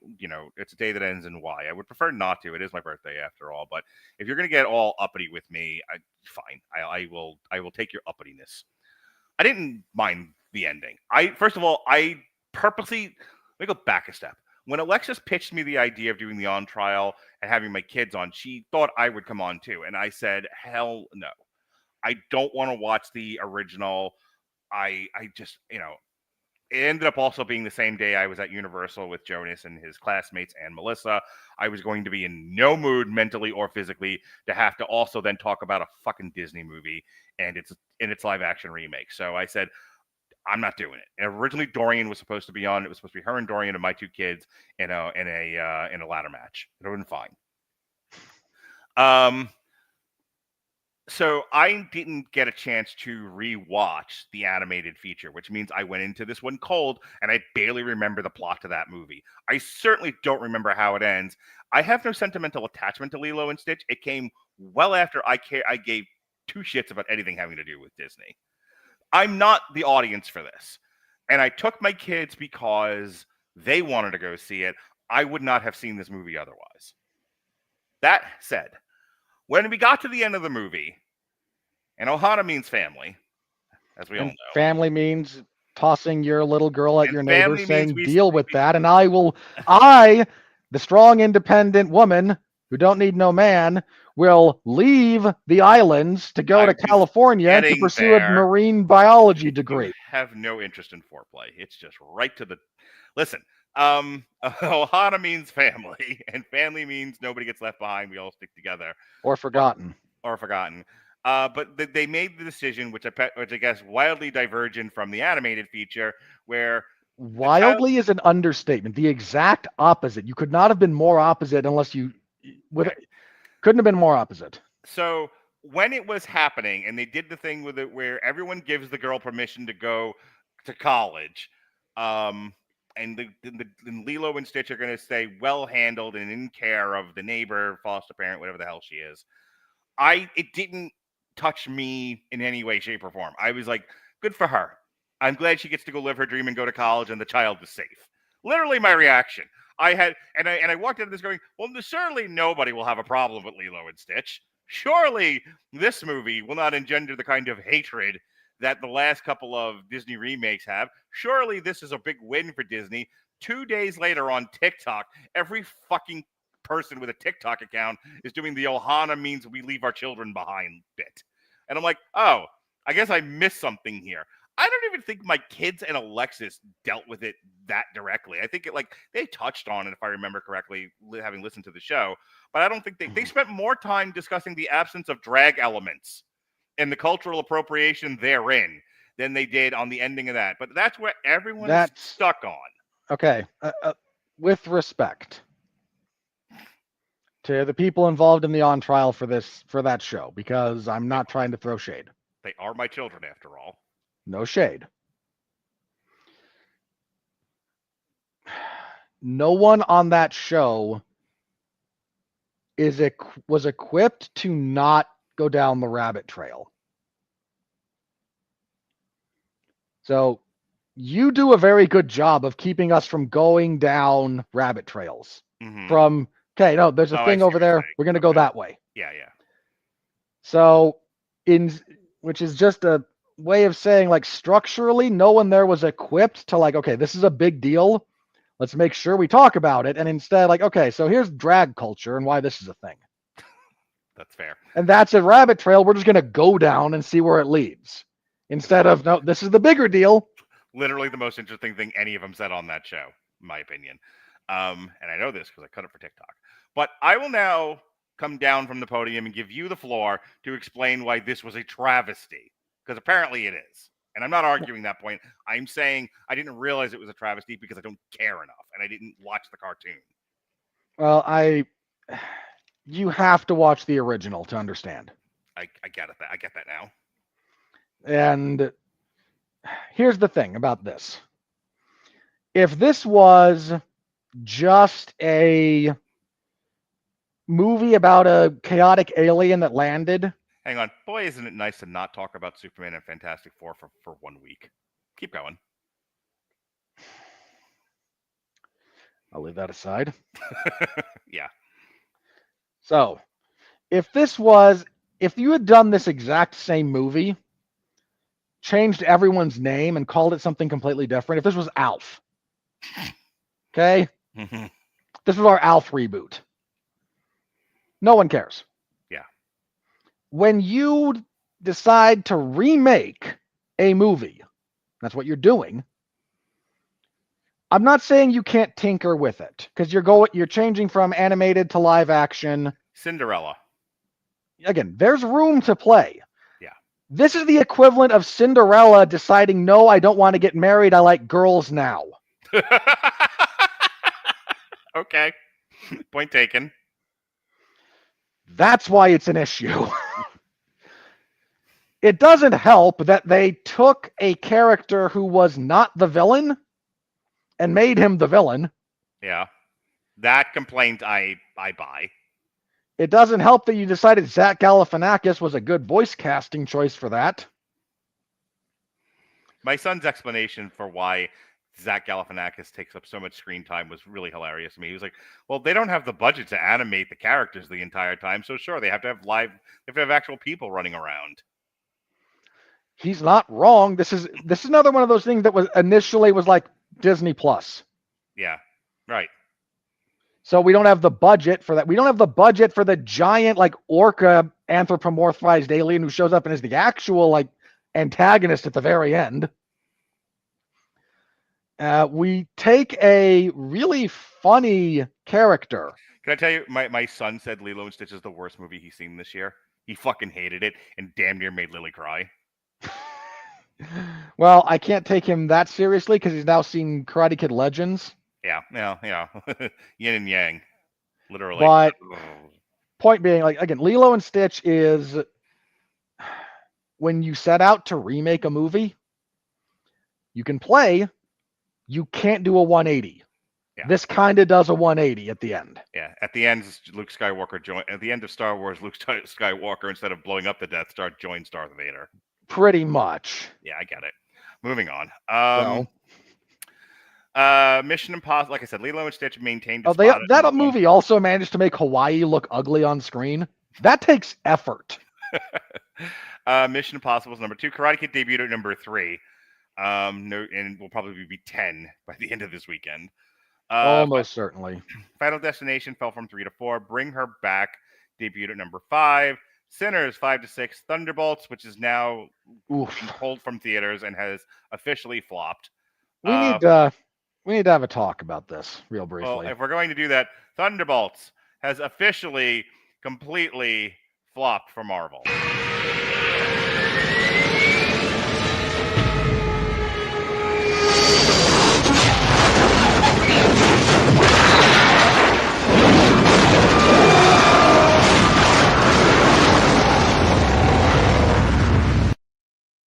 You're wondering why I let the whole sound clip play. The rest of that is the entire Marvel slate for the past 5 years. And the next one, in all And the next probability. So here's why we have to talk about this real fast. The problem that Disney/Marvel is about to run into, and I mean run into like a brick wall. Their problem is not going to be that, well, ticket sales are down. That's a problem. That's not a borderline existential problem. Ticket sales fluctuate. The problem they're about to run into, especially if the 4 bombs, and it's looking like it's not going to do great, but Oh yeah, that might. the wolves are out for blood already. I'm going to say they might still have a chance to save that one. They're really pushing it, but it's not outside the realm of possibility. So I'm gonna interject for just a second, and because Okay. I need to say something.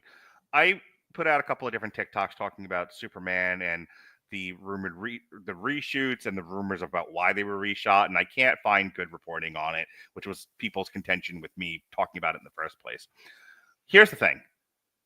Fantastic Four and Superman have one problem that gives credence to everything else being said about them, whether it be rumor, conjecture, or fact.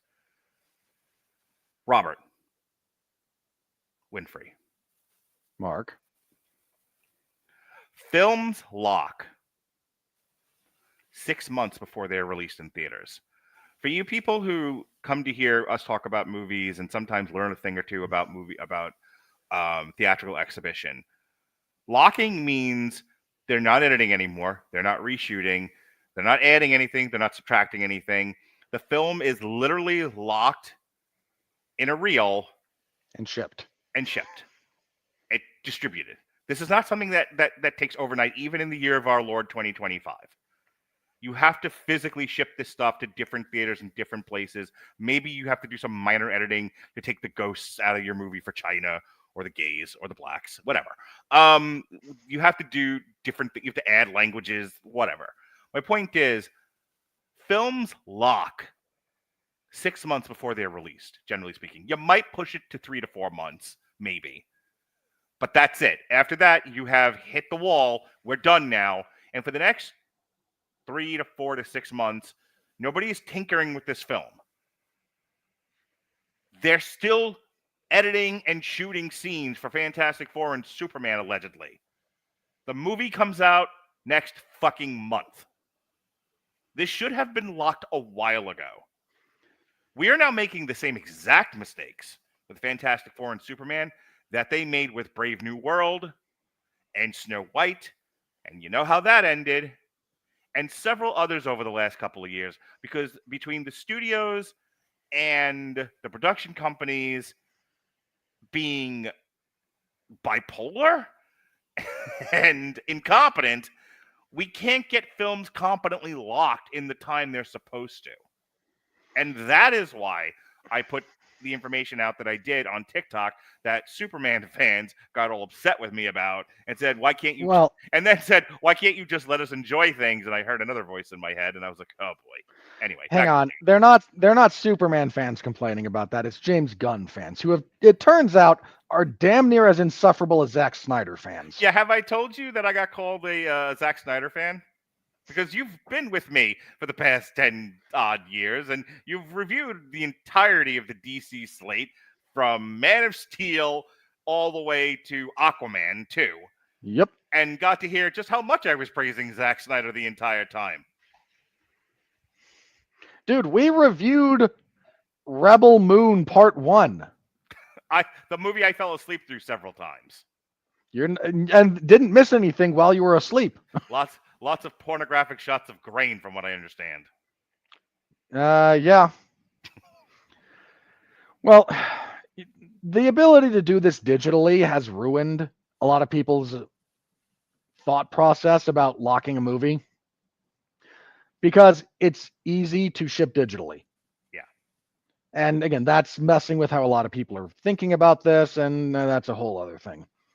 But here's the serious problem Disney's about to run into. I was going to say, we have hit the point in the Spaceballs joke. Instant cassettes. They're out in stores before the movie is finished. Yes. We're very close to that. So the real problem Disney might run into is they throw their weight around as a studio when, okay, this is again a little bit in the weeds on this.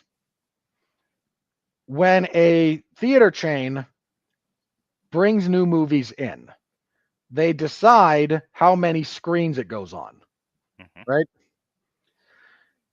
This influences how much, again, this kind of influences some of the money because this is a weird thing.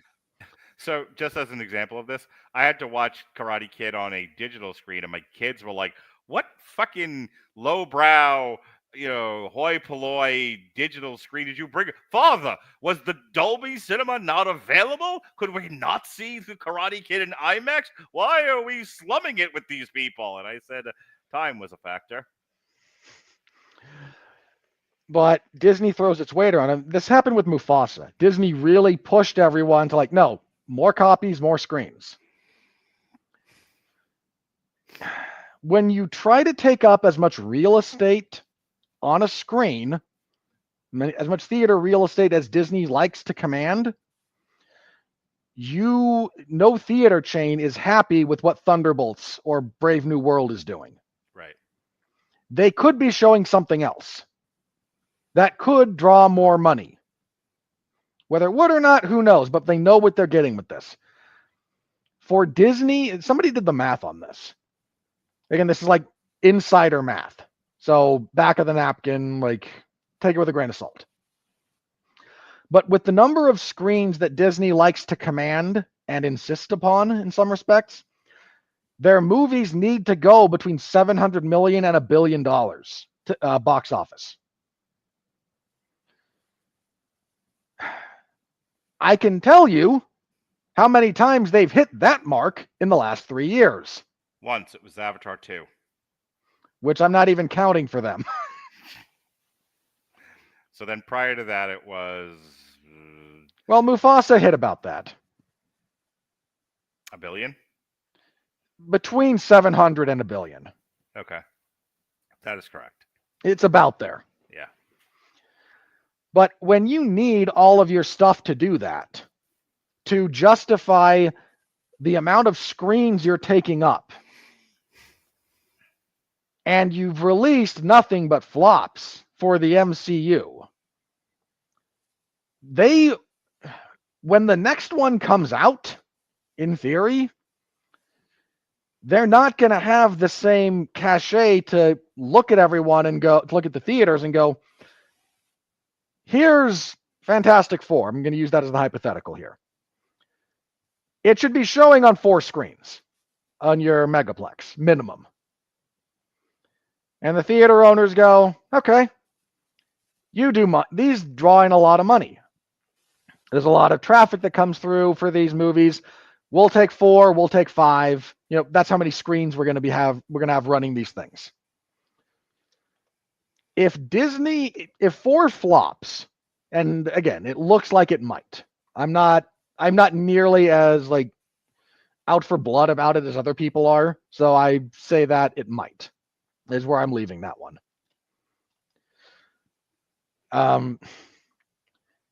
If they have to try and sell theaters on 6 screens of Avengers Doomsday, when 4 flops, Thunderbolts flops, Brave New World flops, Black Panther 2 flops, Marvel's flops, we can go on.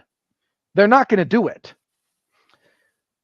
And that throttling of screens is a much more existential threat to the MCU or the Disney business model than releasing one or two, than releasing several movies that, you know, don't really meet expectations. It's not that they don't meet expectations, it's the cascade effect. Because once the number of screens you get is kind of throttled that way, that borders on starting a death spiral. So let's talk about the month of July just for 1 second to kind of underscore your point, and then let's move on before we're here for 3 hours. Jurassic World Rebirth, which no one's complaining about, isn't getting bad buzz, and is a part of a mostly billion-dollar franchise. Hey, Scarlett Johansson moved to a franchise that she isn't persona non grata in because she sued Disney. That comes out July 4th weekend. Comes out July 2nd. The following weekend is Superman. The following weekend, and while I'm not going to see it, will probably attract a large audience given the voice work and the aesthetic they're going for.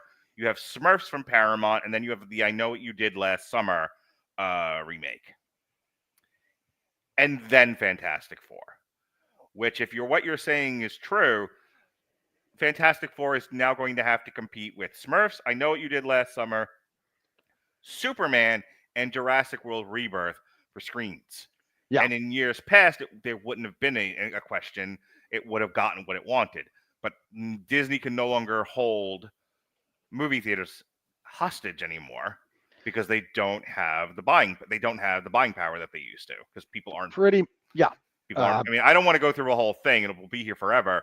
But if you look at the amount of movies out of Disney Studios between Marvel, Lucasfilm, Pixar, and Disney proper from 2021 till now, so past 4 years, very few, besides Avatar, which is a Fox, made between $700 million and $1 billion. Yeah, that's the real. If there's a real threat to like the business model for them at the moment, it's not a flop. It's not another flop. It's not even angry. Much as they would like to blame the angry nerds on YouTube for all of their problems. You know, It's not the angry nerds on YouTube. No, and I had to. I really had some time to kind of think and heal since Thunderbolts. Funny thing happens when you stop watching YouTube for 8 hours a day. I started thinking about, and I actually ran this through Fancy. Fancy's my AI for those that don't know. Shut up. So hang on. So you asked the language model that does nothing but mirror you back at you what it thought, and it reflected your thoughts back at you. Is that what you're? I've asked it to push back, jerk. No, that's what they do. Is more my point. That's not a shot at you. That's like what AI language models My point is, I said, I started thinking about the Red Letter Media video they did on the Ghostbusters 2016 perception that it was like the most hated, most downvoted, most commented example of like toxic fans ever in the history of movies. And they ran the numbers, and it was like the people commenting on the trailer was like 0.0001. It was a fraction of a fraction of a fraction. It was the point. You have no idea how little people who like the number of views a video on YouTube in particular gets versus any kind of interaction with it. That's a thumbs up, a thumbs down, or a comment. Right. So it was viewed by exponentially more people than there were up or down votes or comments. Yes. So the perception that this was mired in toxic criticism was incorrect, given the amount of people that saw the trailer. Now, the movie bombed, but the movie also had a larger than normal budget, especially for that time. And I'm not going to relitigate. And it also sucked. I'm also not going to relitigate the craft of the movie. We've done that already. My point is, there was a wild misperception of the movie, which then in turn created a wild inflating of the YouTube commenters, the YouTube video makers. Yeah. And that that element has now caught fire. We got to move on. Well, so again, anyway, my point there is just like, again, a million people can make videos trashing your movie. A lot of people have made videos trashing Lilo and Stitch. If it makes money, they don't have any power. No. But what you do have to answer to is the people who are exhibiting your film having to look at an empty theater But okay. for your movie that is supposed to draw $1 billion.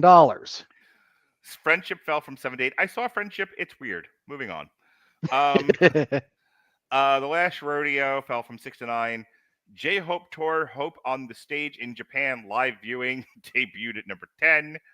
The Accountant fell from 9 to 11. Minecraft 8 to 12, which is also out on PVOD now.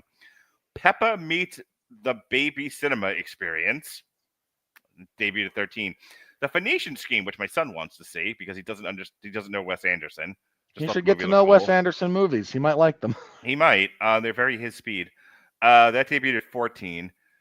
Tornado debuted at 16. Shall We Dance, the 2025 re-release, debuted at 26. How are we re-releasing stuff like that? I don't know.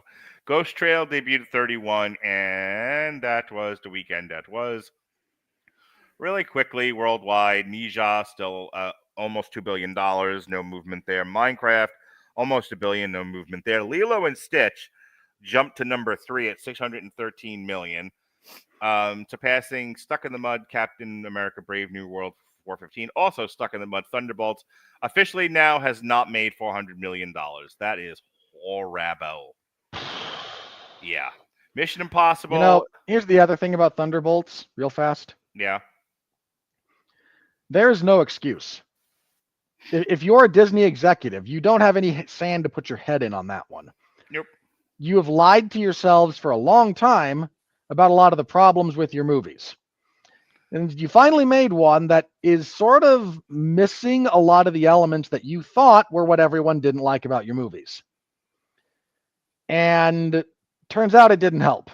At this point, the people running Marvel needed intervention, or possibly a bullet. Mission Impossible. The intervention is going to come because there's a lot of, like, again, this is insider stuff, but the insider scuttlebutt is Disney is like shelving Star Wars to try and fix the MCU. Good.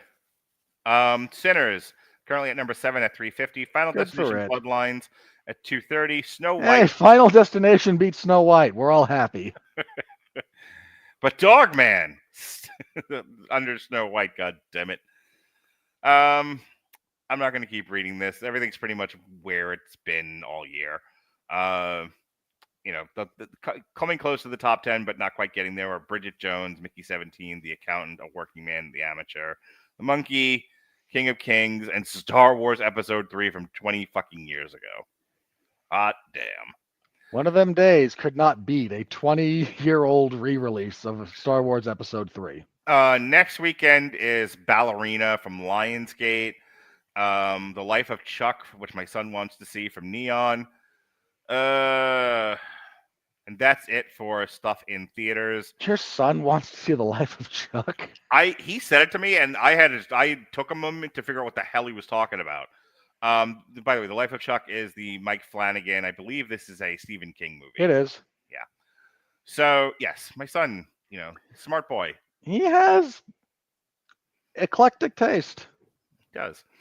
So that's what's going on, which the reason we're bringing that up is No Way in God's Green Earth, Karate Kid Legends. It's entirely possible Lilo and Stitch is the number one movie next weekend against Ballerina. I think by that point, Ballerina probably takes it. Not by a lot, but... I haven't heard terrible things about Ballerina. I haven't heard good things about it, but I figured if it were terrible, someone would have mentioned it by now. Yeah. I'm with you there. So I don't expect Ballerina to be like a big hit, but in its, third or fourth week, do I think it'll beat Lilo and Stitch? Yeah, it's got a shot. Maybe it's third week, yeah. All right, with that said, ladies and gentlemen, our final segment of the evening, and we're going to make this quick. We do want to go to bed eventually. The Critical Review. Are you ready? No! I said, are you ready? No, God! No, God, please, no! No! No! No! The critics are me and Robert. The fans are my son. Yep. who I just said is a very smart boy. I said he has eclectic taste. I That was said he was smart. You made an inference.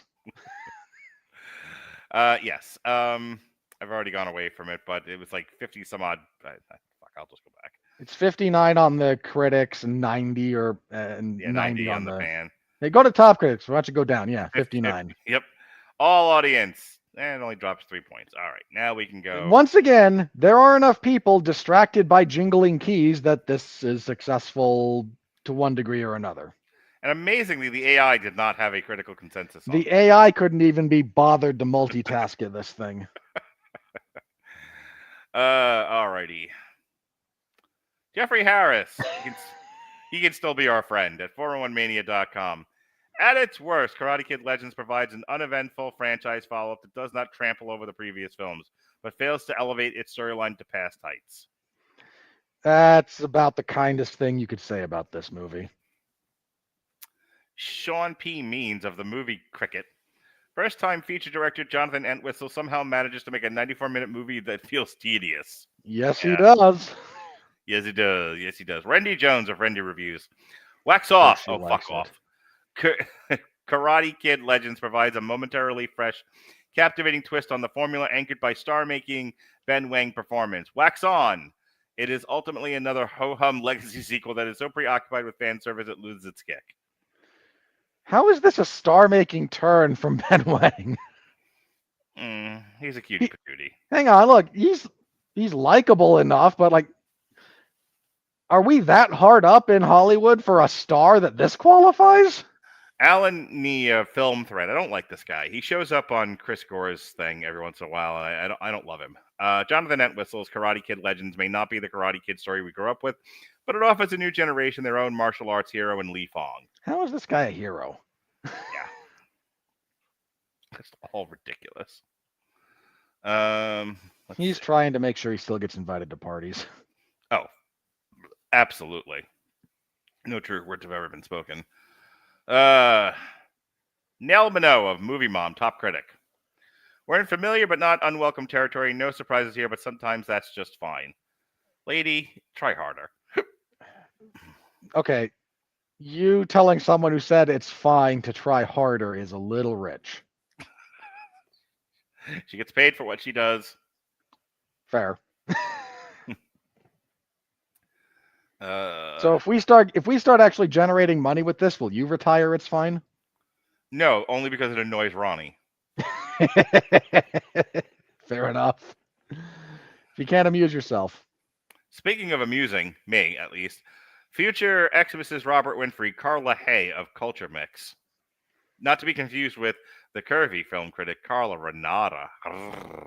You, of the two, you're the one who's going to wind up with like the Me Too moment out of the two of us with this kind of stuff. I'm just throwing it out there.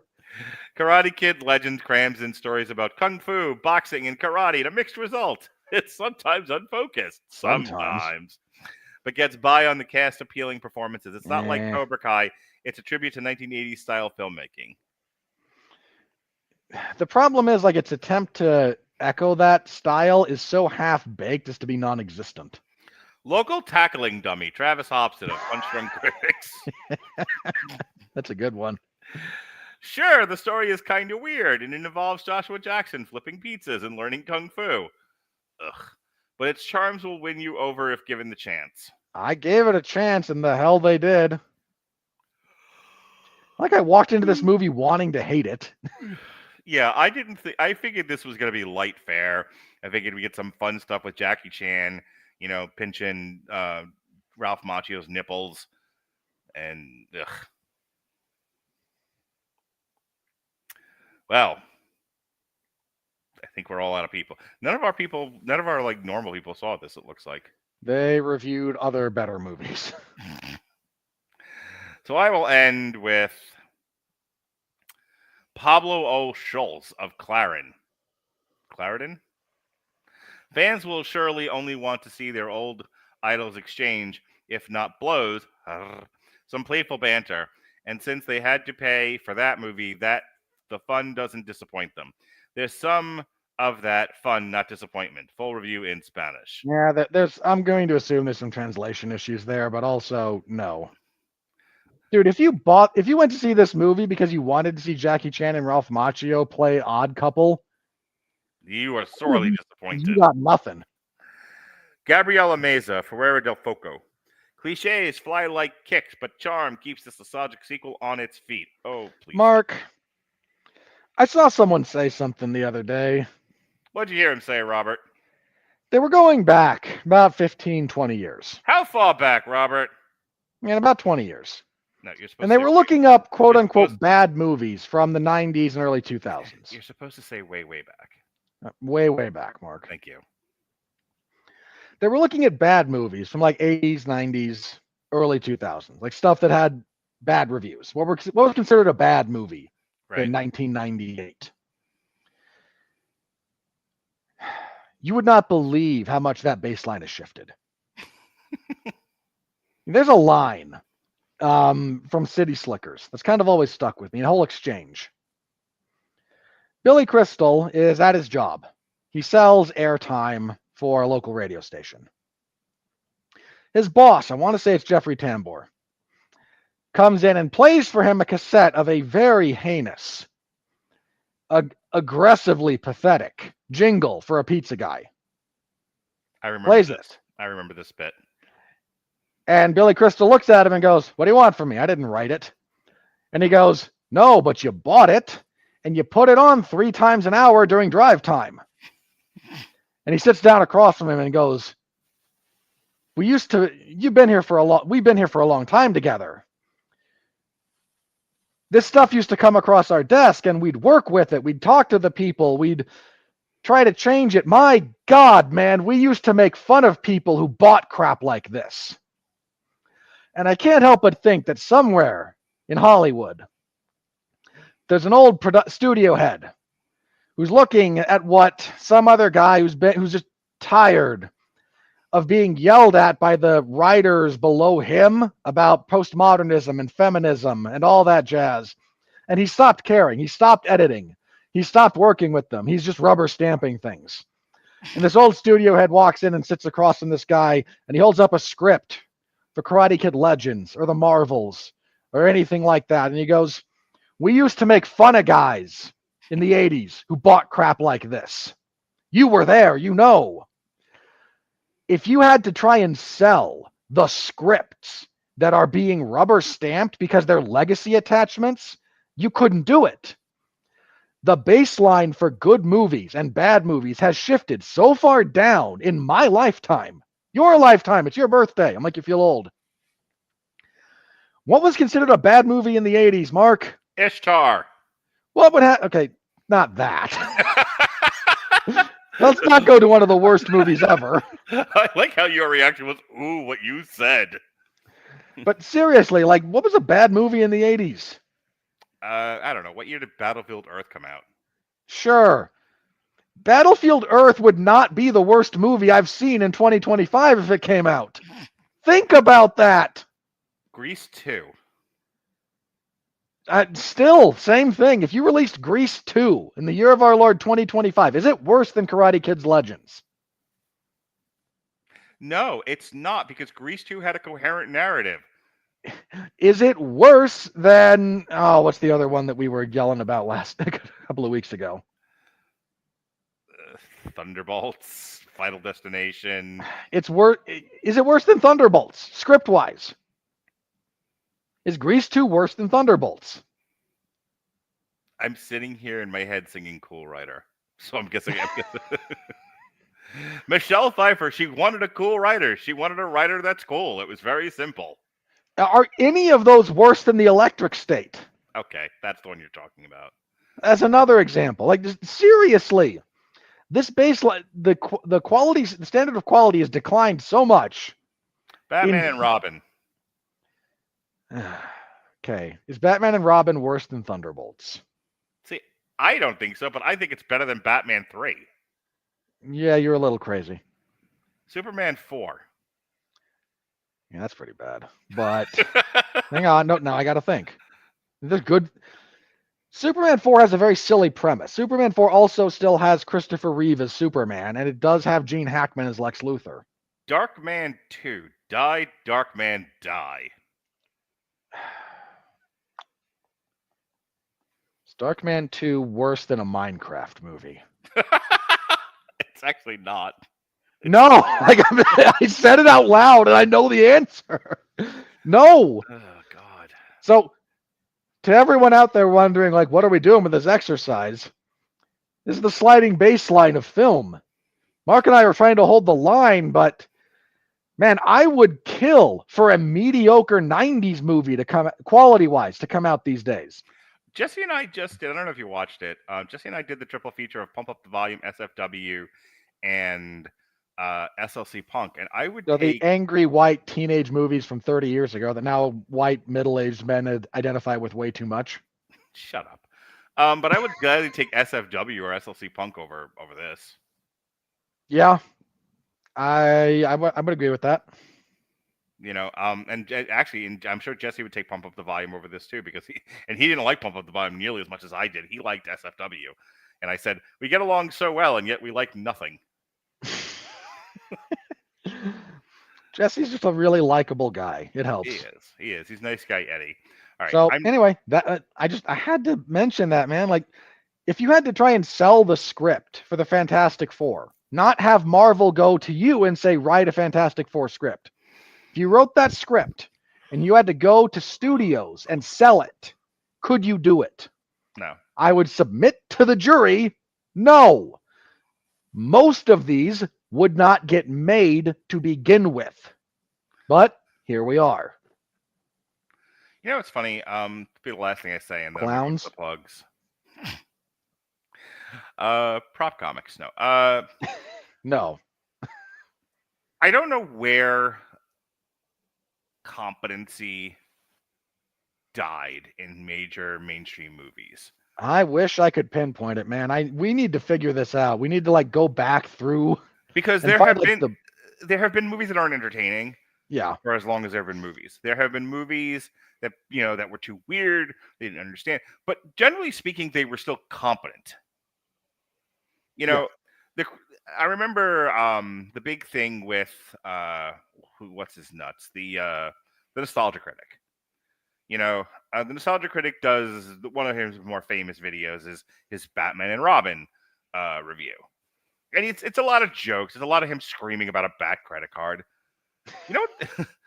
Here's the thing: you might not like it. It might not be might not be what you want in a Batman movie. It might be too corny. The jokes might be too silly. It might be too childish. That's a word. Still coherent. Let me phrase it this when it comes to Batman and Robin. If you want to know why I prefer Batman Forever to Batman and Robin, Chris O'Donnell summed this up real well. Because he was asked about those two movies. He's the only one in both of them. Mm-hmm. He said, Batman Forever felt like we were shooting a movie. You can argue how good a movie, but it felt like a movie. Mm-hmm. He said shooting Batman and Robin felt like a toy commercial. My point is, narratively speaking, even movies I don't like, still there was competent narrative movie making. Yeah. That's what's gone. And going all the way back to Karate Kid Legends, there isn't a coherent narrative through this thing. Not really. It's three different stories. Like I said, it's three different stories in a Gordian knot. And the problem with Karate Kid Legends isn't Karate Kid Legends, is that what happened to Karate Kid Legends is happening to a lot of movies far and wide across studios. Yep. And with that said, that is our review of said Karate Kid Legends. Tomorrow, speaking of things that suck, apparently, Alexis will be hosting Jesse and some other poor schlub, and they'll be talking The Last of Us Season 2. I don't play the game. I didn't watch the show. I don't know why it's bad.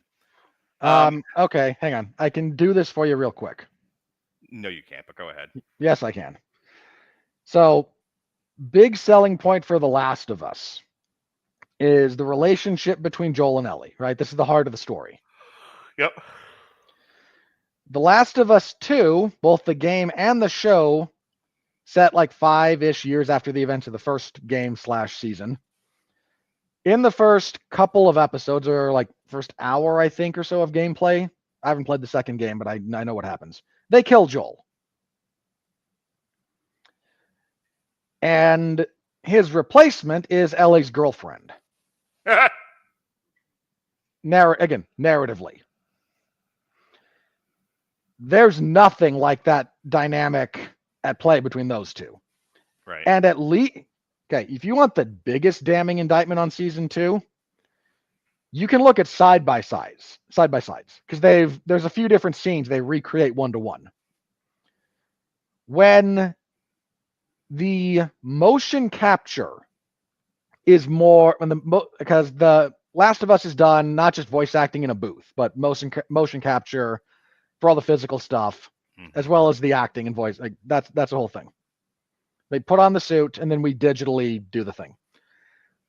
God bless Ashley Johnson, who plays Ellie, because she actually has the acting range and the physical acting to go through the range of emotion.